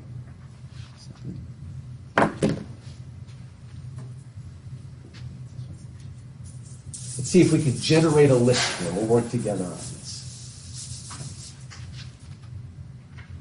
He's what we call the foundling. Does that word mean anything to you? Sometimes in the old days, maybe in some places, there's a child and you can't take care of him, or he's kidnapped by gypsies and taken away, and he ends up on the door of the cathedral inside of a basket. Right? What's it? Santa Claus. Santa, that's true, I guess Santa Claus, that's right, yeah. That's right, he's an orphan. You know about the old cartoon? Yeah. What's it? Here Comes Santa Claus. I love that. I grew up with that as a kid. Yeah, every time we saw it. You know, folks, there was a time when if you had a favorite show, you could only watch it once a year when it was on TV. And I'm old enough that I'm even before VCRs. Oh my gosh, And we had the first VCR where you front loaded on the top. It was huge and clunky. And if you wanted to record something, you just had to push record. You couldn't program it or anything. Yeah. And just let it go. But anyway, look, I have no head in this. Oh my gosh, look at that. I'm scared. A headless horseman. Okay, so the foundling is oftentimes he was like a prince or royalty or some kind of blue-blooded. Remember that phrase, blue blood? The aristocrats are supposed to have blue blood. Nothing bad can happen to them, right? They're the top, and then somehow they end up an orphan, and then they're raised until they can find out who they really are and step into their destiny. So, can you think of any examples of foundlings? Wait, did you just mention? Wait. Like foundlings? Like, What's that? Can you think? Well, first of all, who is the foundling in Star Wars? Luke Skywalker. Is Luke, okay? Yeah, Luke. So Luke is the son of Anakin Skywalker, but he grows up as a, basically, what's that? An orphan and doing what? Working a farmer, I guess. I think he would in Tatooine. Doesn't look like he would grow anything on that planet. But anyway, he seems to be some kind of a farmer on Tatooine. He grows up there, and only later does he discover who he really is. Although all of his life, he's looked up at the stars, hasn't he? And watched the rebellion, in their ships going by, and yearns to be part of it. And then suddenly he realizes that he is of royal blood, and he will step into that. And so, in a way, nothing bad can happen to him, right? Okay, other ones? What about in the Harry Potter world? Oh, Harry. Harry Potter himself, right? So Harry remember, he's the boy who survived? The reverse one, you say Moses. Very good. But Moses, you're right. And why is he the reverse one? You're right. He's the one strange reverse one. Where he's from, he was like, children of Israel, they was poor, they were beneath. Good. But then he was delivered to the daughter of Pharaoh. Good. And grew up like that. Yeah. So it's a funny little twist where the poor boy grows up rich, but you could say that he was rich spiritually, whatever. Say that he right. really was from royalty. Right, ultimately was. And so, because he's a Levite. So, again, Moses is a little bit of a twist, but he also is, and he's literally a foundling, because what was he found in? Yeah, the basket that was put down the Nile, right? And was taken up by the Pharaoh's daughter, right? What was it? Little Moses was found in a stream. He floated on water till old Pharaoh's daughter. Do you know Porgy and Bess? It ain't necessarily so. He floated on water till old Pharaoh's daughter. She fished him, she says. That's the song that sporting. Very good, thank you, Romulus and Remus. Very good. Romulus is the legendary founder of Rome, and their evil uncle, technically he was a great uncle, wanted to kill the boy, so he put him in a basket and put him down the river, not Nile, but you know what it's called? It's the river in Rome. It's called the Tiber. Put him in the river Tiber and floated him down, exactly, hoping they would die of exposure, and instead they were found and actually suckled by a wolf. A she-wolf suckled them, and then they were raised by a guy who was like a herdsman named Faustulus. And Romulus and Remus were. Do you know who the founder of the Persian Empire is, Marzi? Cyrus, okay? The story told of Cyrus in Herodotus is that Cyrus was also a foundling, because they were afraid that this guy would take over. And so he ended up being raised as a poor boy. But the story is with Cyrus that one day all the children were playing this game of like kings and servants, and somehow just naturally he took over and started ordering everybody around. In other words, like his true majesty, your word, came out, and then eventually he became the king. So it's interesting that the Persians also thought that their founder, Cyrus, just like Romulus or Moses for the Jews, was some kind of a foundling, an orphan who later stepped into it, right? And of course, who do we end up finding Shasta in? Have you made it to the end? Shasta turns out to be a prince. He's the son of King Loon, and it turns out he's got a separated sibling, which makes it even better, and twin siblings, right? So Shasta is a foundling. Now, it's interesting that we mentioned Romulus and Remus, because there are a bunch of stories of children who are actually raised by animals. Do you know? There's 3 good legends. Do you know any? Who? How do you say Tarzan? Tarzan, very good. And you know who Tarzan really is? I mean, he's not a real person, but he's Greystoke. He's actually like a lord in some of the versions. Tarzan, son of a lord, yeah. And then that doesn't come out in all the movies, but he's the son of I think Greystoke or something is the name. And Tarzan is raised by the apes. Okay, he's raised by apes, but then he turns out, and again, he's actually a lord who was raised by wolves. Because Romulus and Remus were only suckled, but who was raised by a wolf? Legendary. You know his name? Oh, man, that's tempting. His name means man-child. Come on. Got those bare necessities. Simple Mowgli. I came from Jungle Book. Rudyard Kipling. Mowgli is, now he's not exactly rich, but he is a human. He's not a wolf, right? He's raised by wolves, and then he comes and ends up saving the jungle and stuff. And does anybody know the American version of Mowgli? Who was raised by coyotes, or coyotes, as they sometimes say? Come on, you must know this story. Nobody knows his name? No. His initials are PB. Albanian. Oh boy, that was a good guess. I didn't realize his name. They're friends, but it was Pecos Bill. That's funny that they have the same initials. You ever know those stories, Pecos Bill? Don't you remember the story where Pecos Bill, raised by coyotes, and he grows up and he's got his horse, and the horse loves him. They're always going around, and then he falls in love with some girl, Seattle Slew or some whatever her name is, and she falls down and she's bouncing and bouncing and bouncing, and he tries to lasso her to save her, and he throws it and it falls short, and she goes to the sky and is gone. And in the Disney version, we find out why the rope didn't reach her, because the horse put his foot on it, because he was jealous. Because he was ignoring the horse. That's really funny. You never saw it? It's not a full-length Disney movie. It's one of the shorts they made when I was a kid. But again, this idea of these humans raised by wolves. Now, does anybody know who D'Artagnan is? Oh, come on. Nobody's ever heard of D'Artagnan? He joins the 3... You said it, the 3 Musketeers, okay? Never heard that? It's a famous novel by Alexandre Dumas. You know French, don't you? No, I just. This is a little French. Okay, I wonder if you ever read Alexandre Dumas, but the 3 Musketeers has been made into 10,000 movie versions. But D'Artagnan is a Gascon. He lives out in the countryside and always wants to join the Musketeers, but then he ends up joining them and all that sort of stuff. Anybody ever heard of this guy Percival? I think we mentioned his name before. Well, there's so many different ways to spell it. I'm doing Parsifal. That's the German one. Percival, I guess Percival's the one who found the Holy Grail, but he too was a foundling, and he always saw the knights and wanted to be a part of them, and he finally joined them at the end, right? So these are all these people. Again, they're often. Can you think of a famous Charles Dickens? Of a boy, he's not a prince, but he's from aristocratic parents, and he becomes an orphan, and he goes through all sorts of horrors, but he gets through, and he's reunited with his uncle. It's Charles Dickens, turned into a musical. A lot of movie versions. You know what I'm talking about? You ever heard of Oliver Twist? Okay, Oliver Twist. It's there's another one, right? Mr. Pip, or Great Expectations. Very good. Yeah, Pip. He sort of is like that too. I mean, he's ends up being raised by his uncle, and then he sort of comes of age and comes of his own. So there's a touch of him to that too. Dickens loves to write stories about orphans and waifs and all that sort of stuff. That was wonderful. But yeah, Pip, Oliver Twist, all of these folks that And see, part of the myth, and we call it the myth of the blue blood, right? Because you know that our blood is really kind of bluish, right? In your veins, I guess when it touches air, it becomes red or whatever. But the idea is that if you're the blue-blooded orphan, if you're the aristocratic kid, nothing can ultimately corrupt you. So if you've ever seen Oliver Twist or any version of it, Oliver hangs out with thieves and prostitutes and fences, but he somehow stays innocent.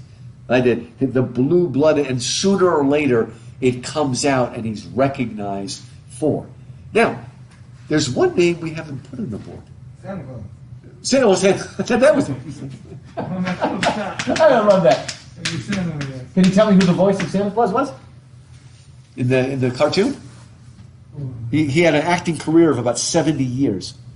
It was Mickey Rooney. Did you realize it was Mickey Rooney? And do you remember who he did a snowman as well, right? The little snow guy that used to walk around and tell the story, the narrator. Oh, that's Sam the Snowman. That's Rudolph the Red-Nosed Reindeer. Yeah, who does that? That was that singer, big heavy guy, but oh my gosh, what is his name? It'll come to me. Played Big Daddy.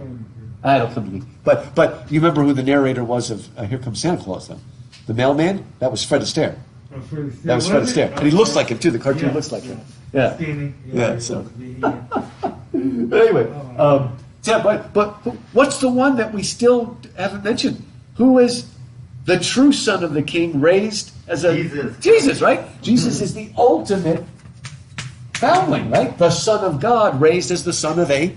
Man. Well, man, but he was a carpenter, right? Living poor man growing up in Nazareth until he comes into his own. So, and I would argue that maybe all of us are sons and daughters of the king. I don't remember who invented this story, but there's a story of a lion cub, right, that got separated from the pride and was raised by goats. And he grew up thinking he was a goat. And then one day, a real lion bounded in and landed, and all the goats went scattering except our little lion cub. For some reason, he wasn't afraid. And he looks at him unmoving. And the lion goes, roar, and he goes, nah. And he's like trying to, no, I don't want to. So he takes him to the river, and he gets the little lion cub to look in the water to see, and that doesn't work. And then finally, the lion kills some food, gives the fresh meat to the lion cub. He eats it, his eyes glow, and he lets out a roar, and he realizes, and that we're all lion cubs raised amongst goats. Well, even that, Lion King now, because it's like... Yeah, it's true. Yeah, the Lion King fits that as well.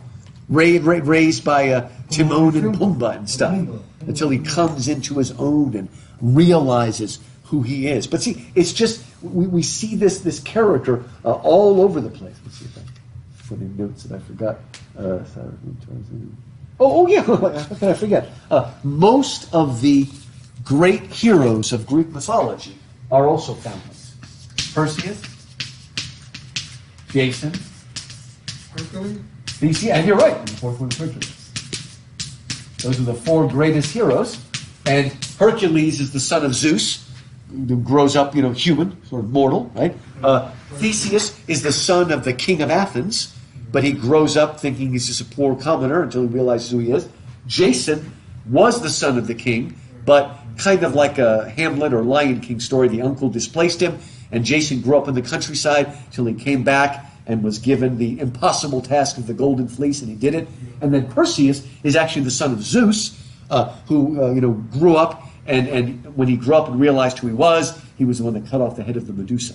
So again, you look around at different mythologies and different legends and stuff have this idea of the good king, right? Sometimes in Arabian Night stories, like Prince Ali, it's a little bit different because in the movie he's the thief who becomes the king. But in some versions, the prince goes out amongst his people, and then the evil grand vizier gets him locked up, and then nobody believes him, and he has to find out who he is again, right? So you see that in a lot of Arabian Night kind of stories.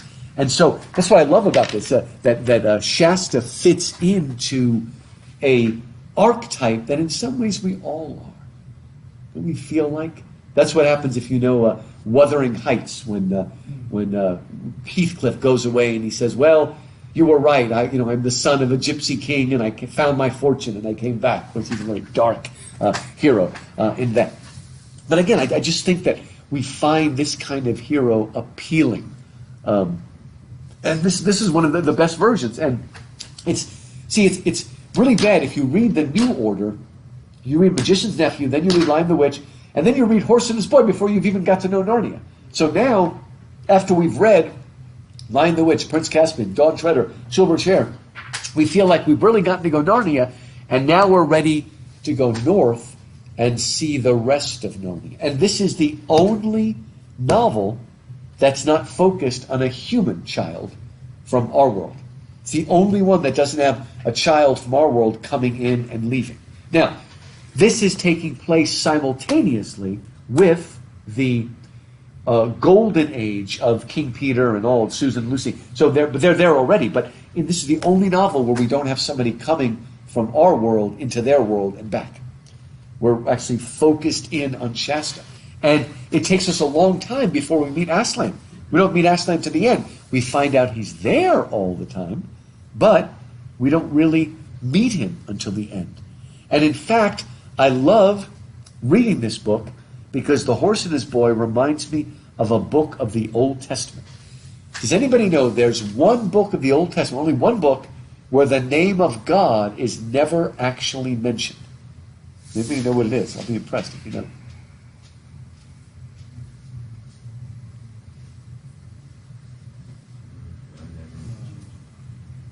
Esther. Esther, very good, okay, which takes place in Persia, okay, takes place in Iran. And Esther is a Jewish girl during the exile, and they're in Persia, and she's the one whom God uses to save her people, right? Because this evil counselor named Haman incenses Xerxes against the Jews to do a Holocaust, right?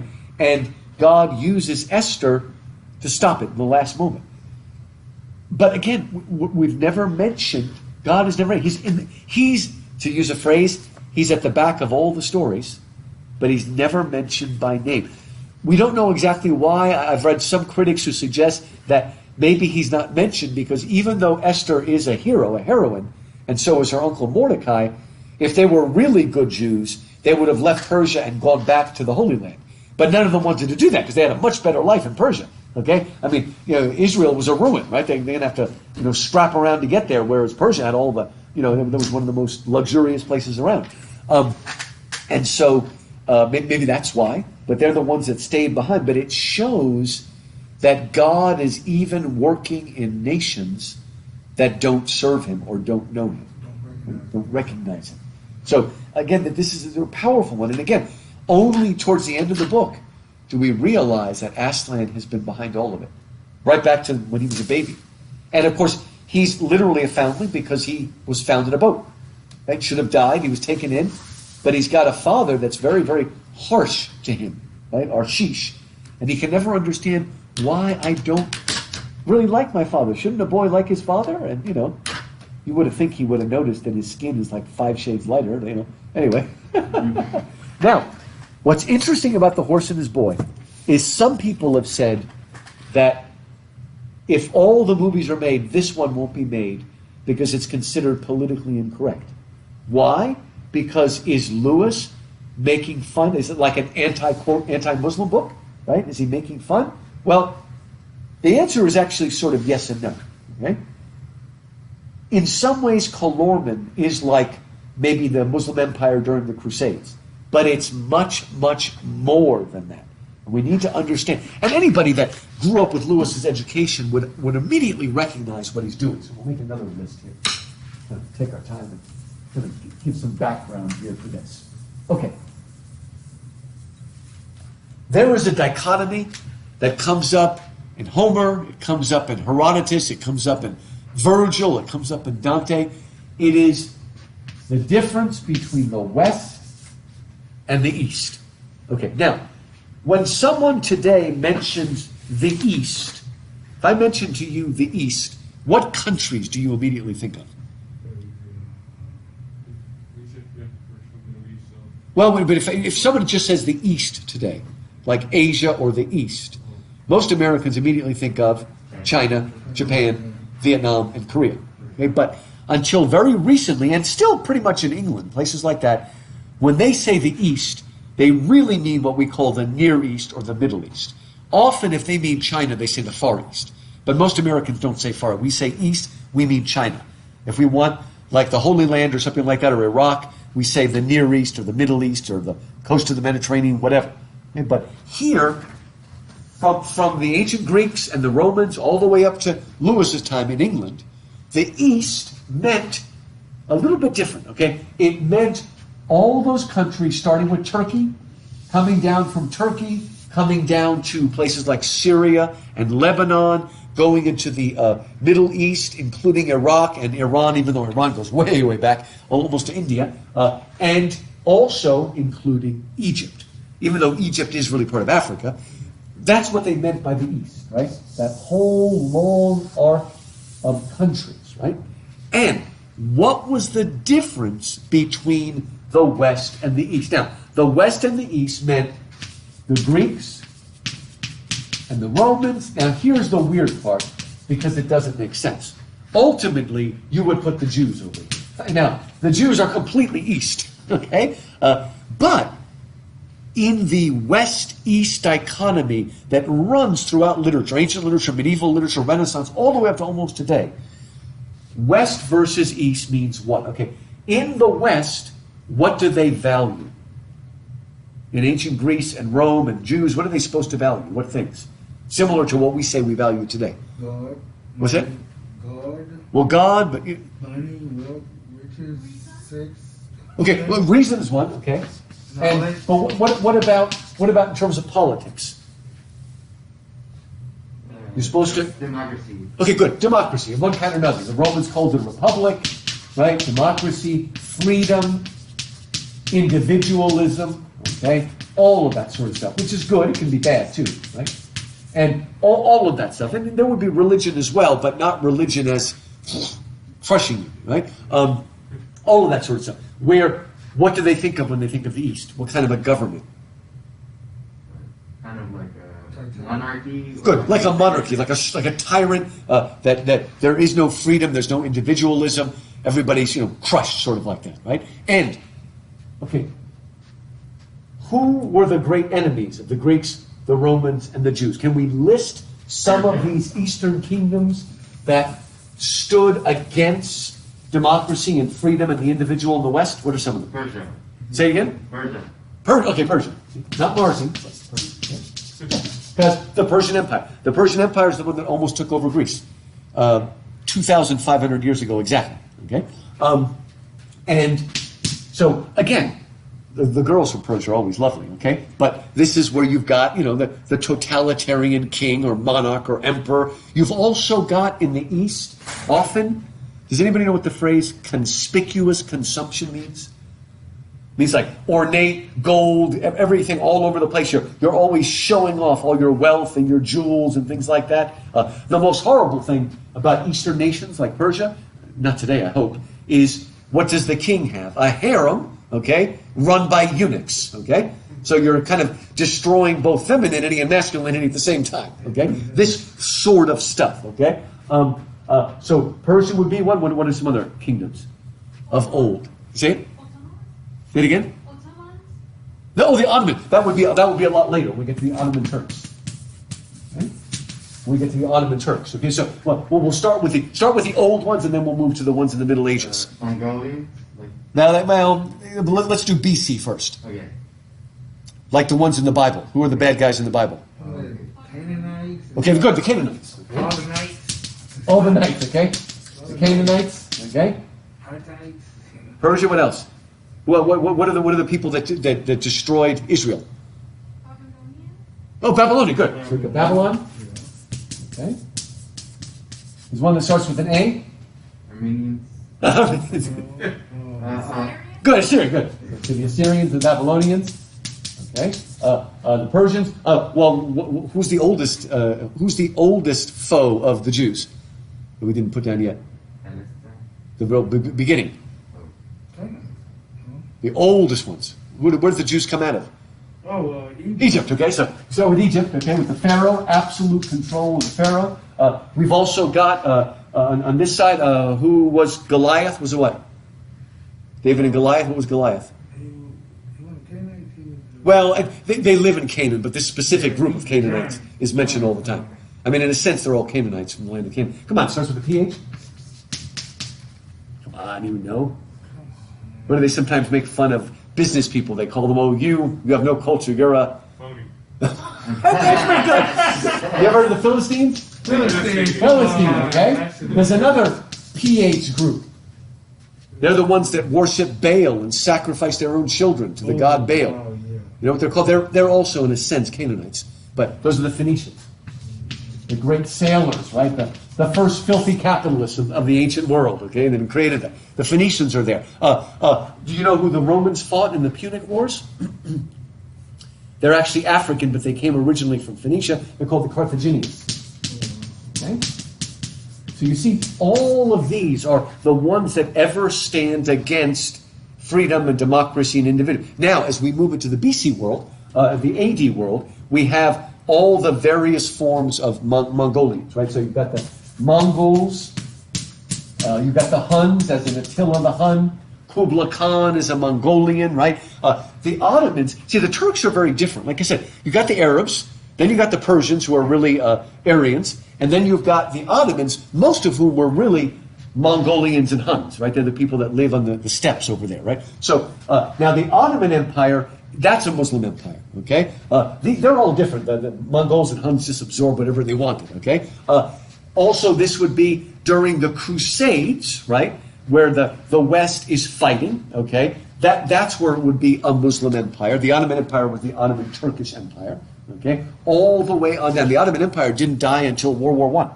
Lasted a long, long time. And it conquered Constantinople and stuff like that. So it's all of these different... again, from a Western point of view, who were the people that controlled Spain for a long time? That had a Muslim that were Muslim. You know who controlled Spain until El Cid kicked them out? You know who El Cid is? You ever heard of the Moors? Those are the North Africans that took control of Spain. Okay, I don't know if you know the story of El Cid. But again, so it's some of them are Muslim, but it's not so much about religion as about what you value, freedom and the individual, or do you value... and what's interesting about these people is oftentimes on the outside, they're much, much more civilized than these people. In terms of, again, think of Persia, in terms of, riches and beauty and wealth and power and the castles they built and all that sort of stuff. Does anybody know what the Muslims that controlled India for a while, you know what we call that empire? Produced beautiful art. You ever heard of the Mughal Empire? You've ever heard of them? The Mughal Empire, okay? And again, these are beautiful, and Lewis shows the Calormen, they're beautiful and dashing, but they can be cruel as well, okay? There's all those stories, if you ever heard about it, from the tall, dark, and handsome guy from Saudi Arabia that comes over to America and meets some, pretty innocent, white girl with blonde hair, and he sweeps her off his feet, and she thinks it's wonderful, and then she gets back to Saudi Arabia, and she doesn't really have any rights anymore, right? You've heard that story? And then she tries to escape with her children and all that sort of stuff. Well, that's almost literally what happens to Susan here with Rabidash. When she first meets Rabidash, he's tall, dark, and handsome. And again, a lot of the people from these places are much more gentlemanly and smooth in their tongue and very attractive, but sometimes they can be very, very, I don't know what the word is, it's just, controlling, I guess maybe is the word, right? So that's what he's playing, and it's that full dichotomy between the two. So it does include the Crusades, but it goes all the way back to the Greeks versus the Persians, or the Romans versus the Carthaginians, or the Jews versus the Babylonians. It's the same dichotomy. It is in itself a kind of archetype between the two. And you do see that, like I said.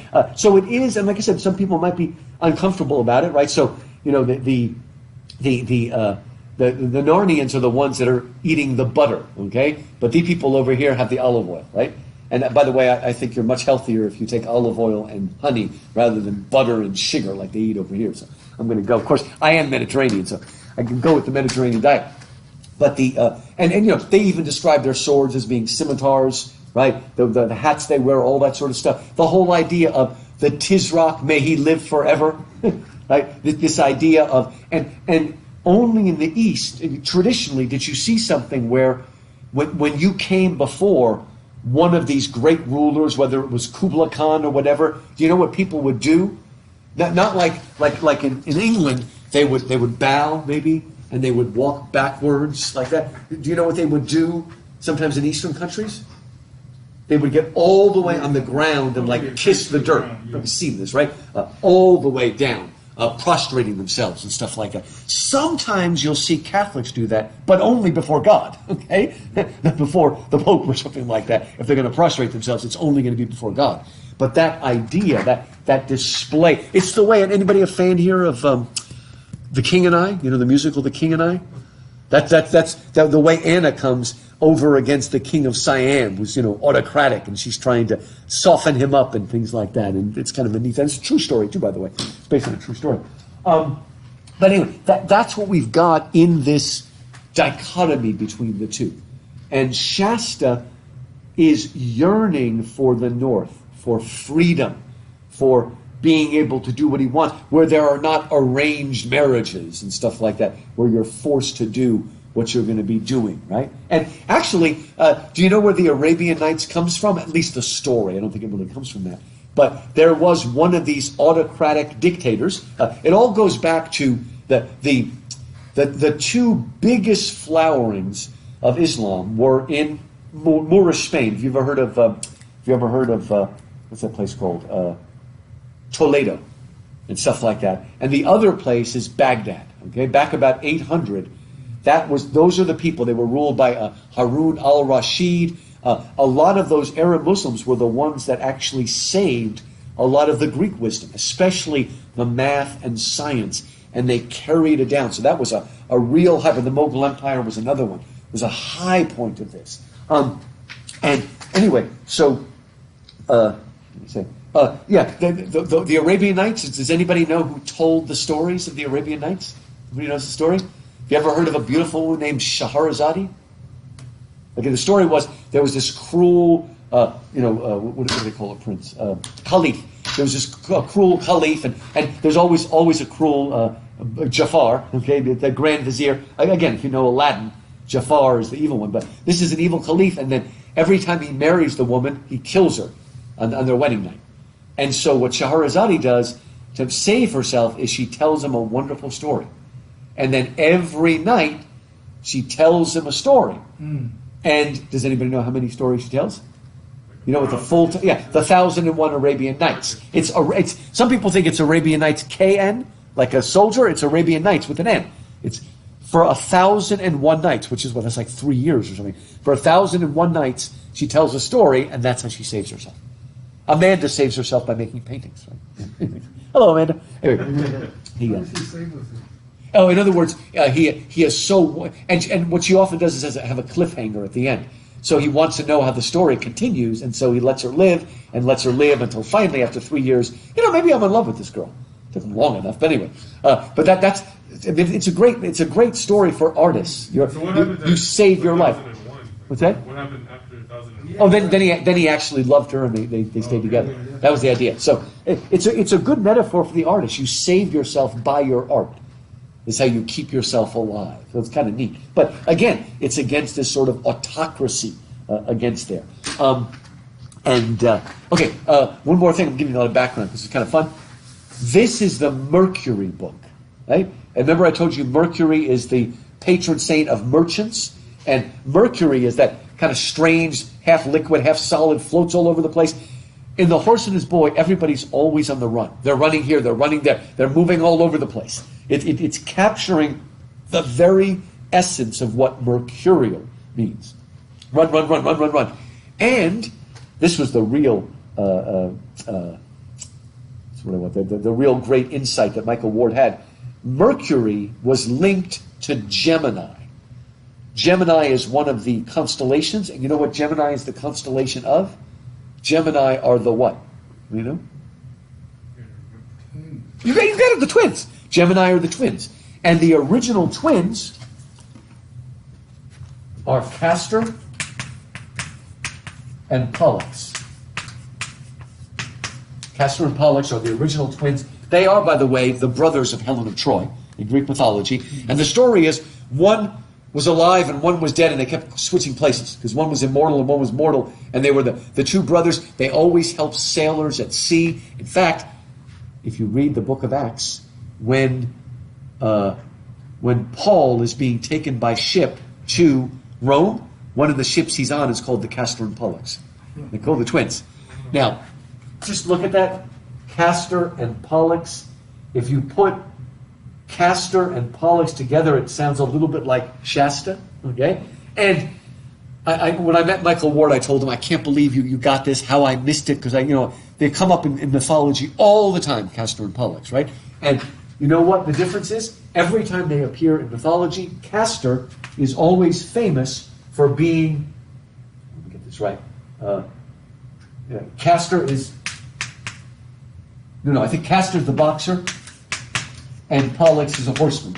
Every time! One's a boxer, one's a horseman. Well, Shasta ends up being a horseman, and then his brother is always fighting everybody, and he becomes Corin Thunderfist, a great boxer. So, I mean, just little things like that. But it's not just that. Twins. This book is filled with doubles. Doubles everywhere. Twins and doubles, all the way throughout. So, we have Cor and Corin, Shasta and his brother, who are twins separated at birth, okay? But we have lots and lots of doubling. So, and look how clever Lewis is. Okay, we've got the four main characters are Shasta and his horse Bree, and then Aravis and her horse Quinn. Now, here's the cool thing.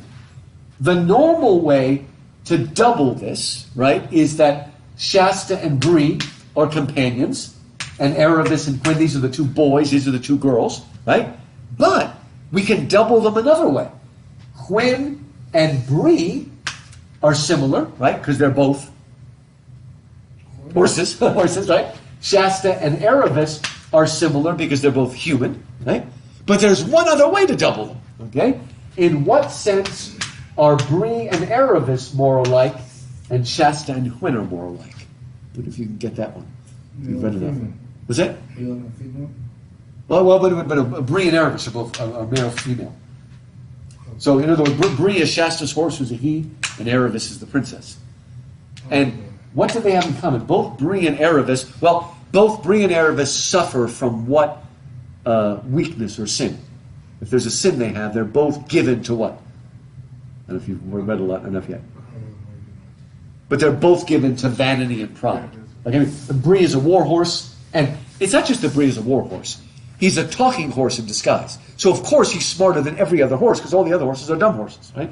So, the two of them, these are the two, when you read it, that they want to look good when they go to Narnia. They don't like dressing up as poor people and having their tails cut. So, whereas Shasta and Quinn are the two poor ones, right? Quinn is much more humble, just like Shasta is much more humble. So, you see, there's twinning everywhere, right? Then, later on, you might not have gotten this far, but Aravis is given a silly friend named Lazareline who we'll meet, and she is a completely sort of self-satisfied, egocentric princess. She's not exactly evil, but she's totally self-absorbed, I guess. And maybe Aravis was like that until she left, right? So the two of them are similar. But then we're going to find out that Susan, right, the Susan we know from the first two books, has foolishly and vainly agreed to marry Rapidash, and too late now she realizes she wants to run away. So she becomes like Aravis, because Susan and Aravis are both runaway brides. You see how the doubling is just everywhere. And he doesn't really do that in any other of his books, that degree of doubling. So that gives us the spirit of Mercury and the spirit of Gemini, the twins, as they do it. And so, again, they are, in a sense, both Bree and Shasta are foundlings, right? Bree is a war horse that got kidnapped and taken into Calormen and has been raised as a dumb. So they're, and the princess, too, is a kind of a orphan in the storm by choice, because she's a runaway bride. There's lots of movies about runaway brides and runaway princesses, aren't they? Like one of our favorites, Roman Holiday, is a runaway princess, right? Or if you've ever seen It Happened One Night, great Clark Gable movie. So all of these stories are deeply written inside of us, right? And we begin with Shasta, again, this poor boy yearning for something more. And he says, I've always wanted to go north. I don't know why, but I've always looked north longingly, seeking something that's, deep inside of him. And Bree says, that's the northern blood in you. You're definitely a Narnian, or at least a Archenlander. And Archenland is kind of in between Narnia and Calormen. And that's the that little guy in you that wants to go free. And our first thought of Narnia is wonderful. Look at page 208. This is the first chapter.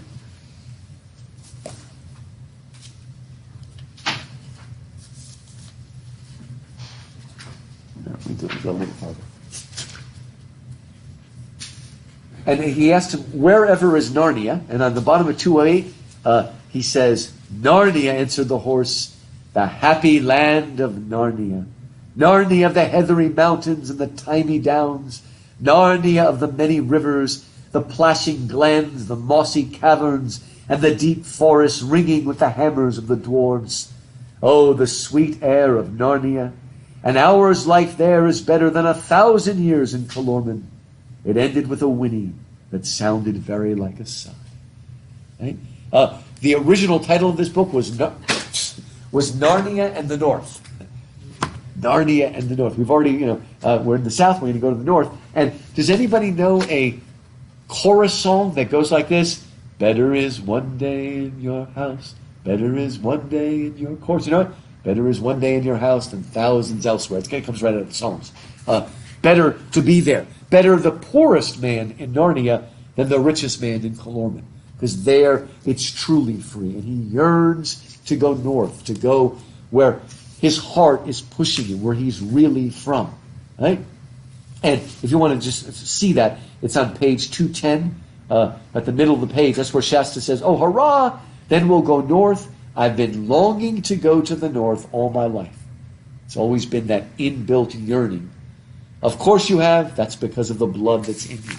I don't know if you remember in my opening lecture about Lewis, I said Lewis had those experiences he called joy, where he suddenly felt a yearning for something beyond the world, the toy garden that his brother made for him, or when he saw that picture from Beatrix Potter and was troubled by the idea of autumn, or if you remember he saw that bit of poetry about Norse mythology, and it gave him a yearning, that the arrow that pointed to the north, is how Lewis always said it.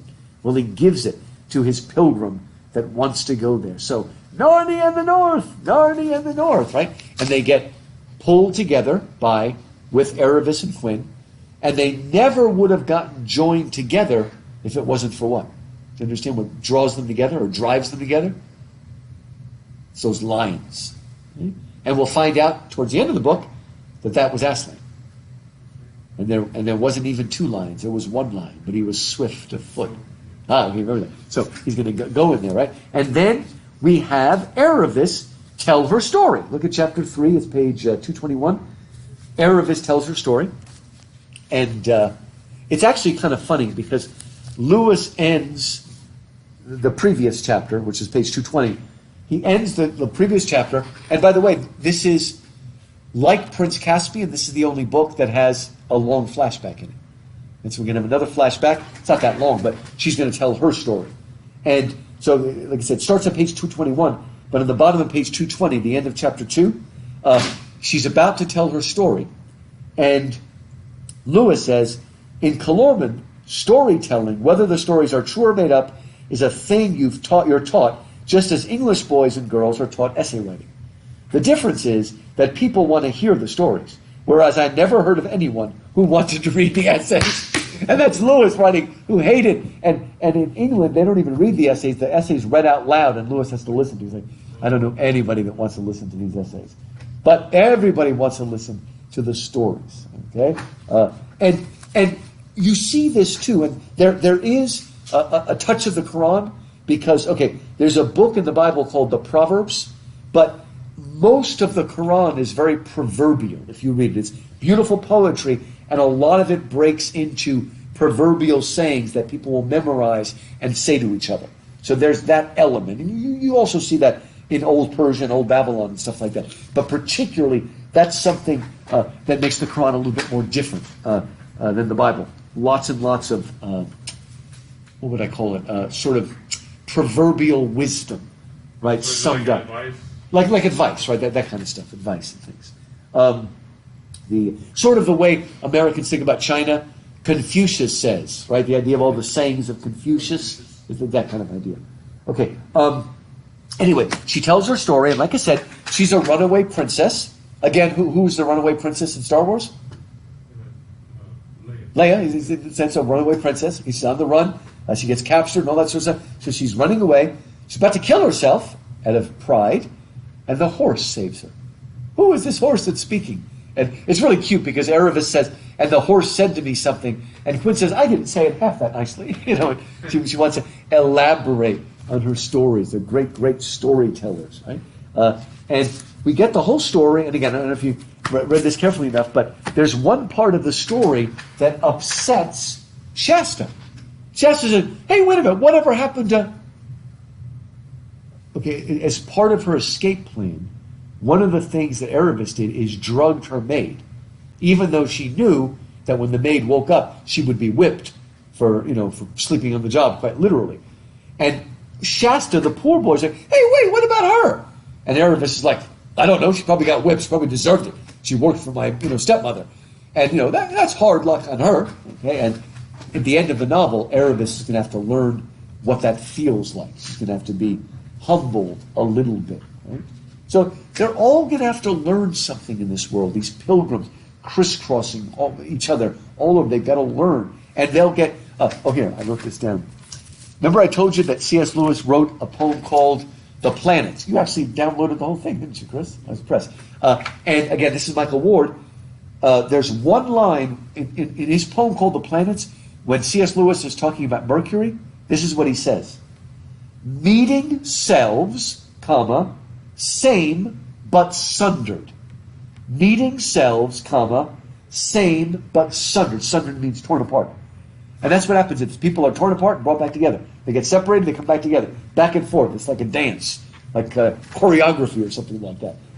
And that's what happens. They get separated from each other, they come back together, back and forth. They go to Tashbaan, which is like going to Baghdad or anything. If you've seen Arabian Nights movies, they're going to this wild, exotic city, and that's where Shasta gets, kind of kidnapped because he's mistaken for his brother. Of course, he doesn't even know he has a brother, much less a twin brother, and he gets taken in. Now, we get our description. Do a little more. I'm getting tired. We'll stop here in a second. Let's see. What do I want to show you? We get Shasta. We get Tashbaan, this incredible city, and look at page 231. This is a good place where we see the difference between sort of west and east, Narnia and Calormen. And this is what he's talking about. It says, while they're in Tashbaan in disguise, right? And I remember Bree is really upset about having to pretend to be a pack horse, and Erebus doesn't particularly care about looking like a slave, but Quinn and Shasta don't mind. They're like, hey, if this gets us our freedom, we'll do it, right? Anyway, during this time, and all surrounded and stuff, they see a party of Narnians coming. And it says here, it was quite unlike any other party they had seen that day. The crier who went before it shouting, way, way, was the only Calorman. And there was no litter. In other words, nobody was being carried like in the Arabian Nights where the princess is carried. Right? Did you do that for your wedding, Marcy? You should have had them carry you in a litter. You didn't do that. That would have been cool, I think. Anyway, I had a student of mine from India, and she got married. She was Hindu, and she got married. And she was Muslim. She was Pakistani. And when she passed out the wedding invitations, you get in the mail, it must have cost her a fortune. It was the most beautiful thing I ever saw. It came as a scroll, and you unrolled it like this, and in it was a picture of a princess being carried in a litter and inviting you to the wedding. Wasn't that cool? So that was pretty good. I guess Dad had some money, but I always remember that. Beautiful. Anyway, it says here, it was quite unlike. There were about half a dozen men, and Shasta had never seen anyone like them before. For one thing, they were all as fair-skinned as himself, and most of them had fair hair. They're British, basically, right? And they were not dressed like men of Calormen. Most of them had legs bare to the knee. They're more natural, we would say, right? Their tunics were of fine, bright, hardy colors, woodland green or gay yellow or fresh blue. Right? So this is again, this is Amanda coming, right? Instead of turbans, they wore steel or silver caps, some of them set with jewels, and one with little wings on each side. Aragorn has that, by the way, in Lord of the Rings, like in Norse mythology. A few were bareheaded. The swords at their sides were long and straight, not curved like Calorman scimitars. And instead of being grave and mysterious like most Calormans, they walked with a swing and let their arms and shoulders go free and chatted and laughed. One was whistling. Again, they're so informal. You could see that they were ready to be friends with anyone who was friendly and didn't give a fig for anyone who wasn't. Shasta thought he had never seen anything so lovely in his life. Right? He's looking, wow, what is this wonderful sort of stuff? And again, they aren't as grave and serious. There's something natural, and it's the way people sometimes feel Americans. They're down to earth, or they let their hair down, or something like that. And so we actually got to see Robert let his hair down at the party last week, just in honor of Lupe. You guys had a party?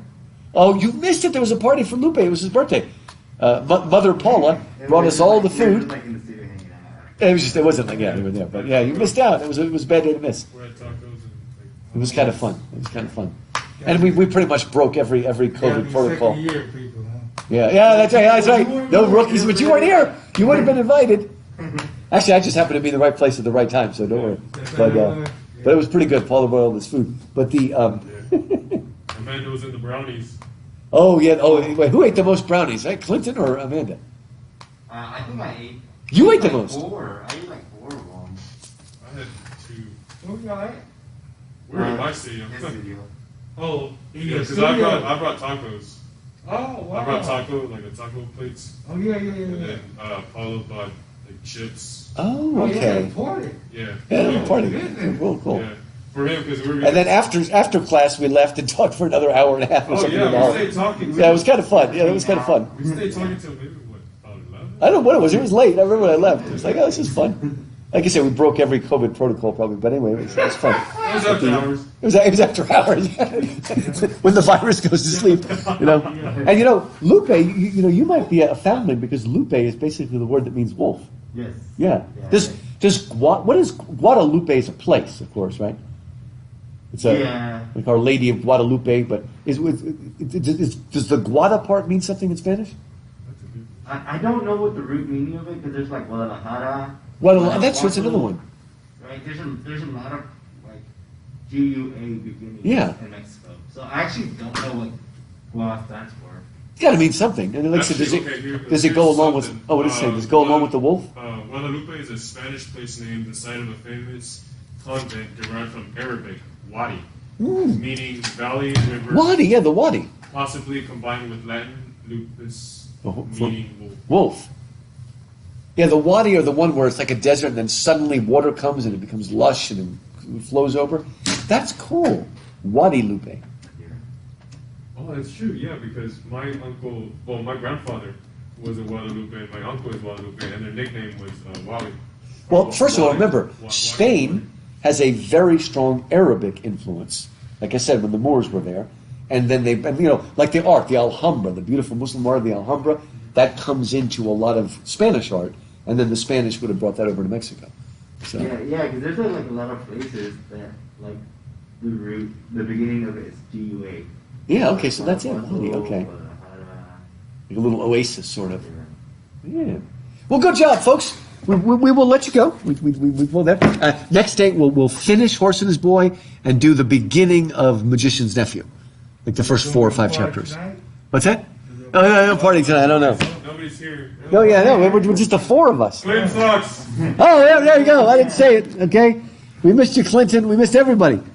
Wild stuff. The rookie speaking, man. You got through a lot of the book today without Clinton interrupting you. Oh, there we go. Oh, man. Well, there must be some kind of ratio. How much farther you can get when Clinton's not here. Oh, a lot. A lot more, okay. I can do like 3 books, right? Here we go, man. The rookie speaks wisdom. He knows it.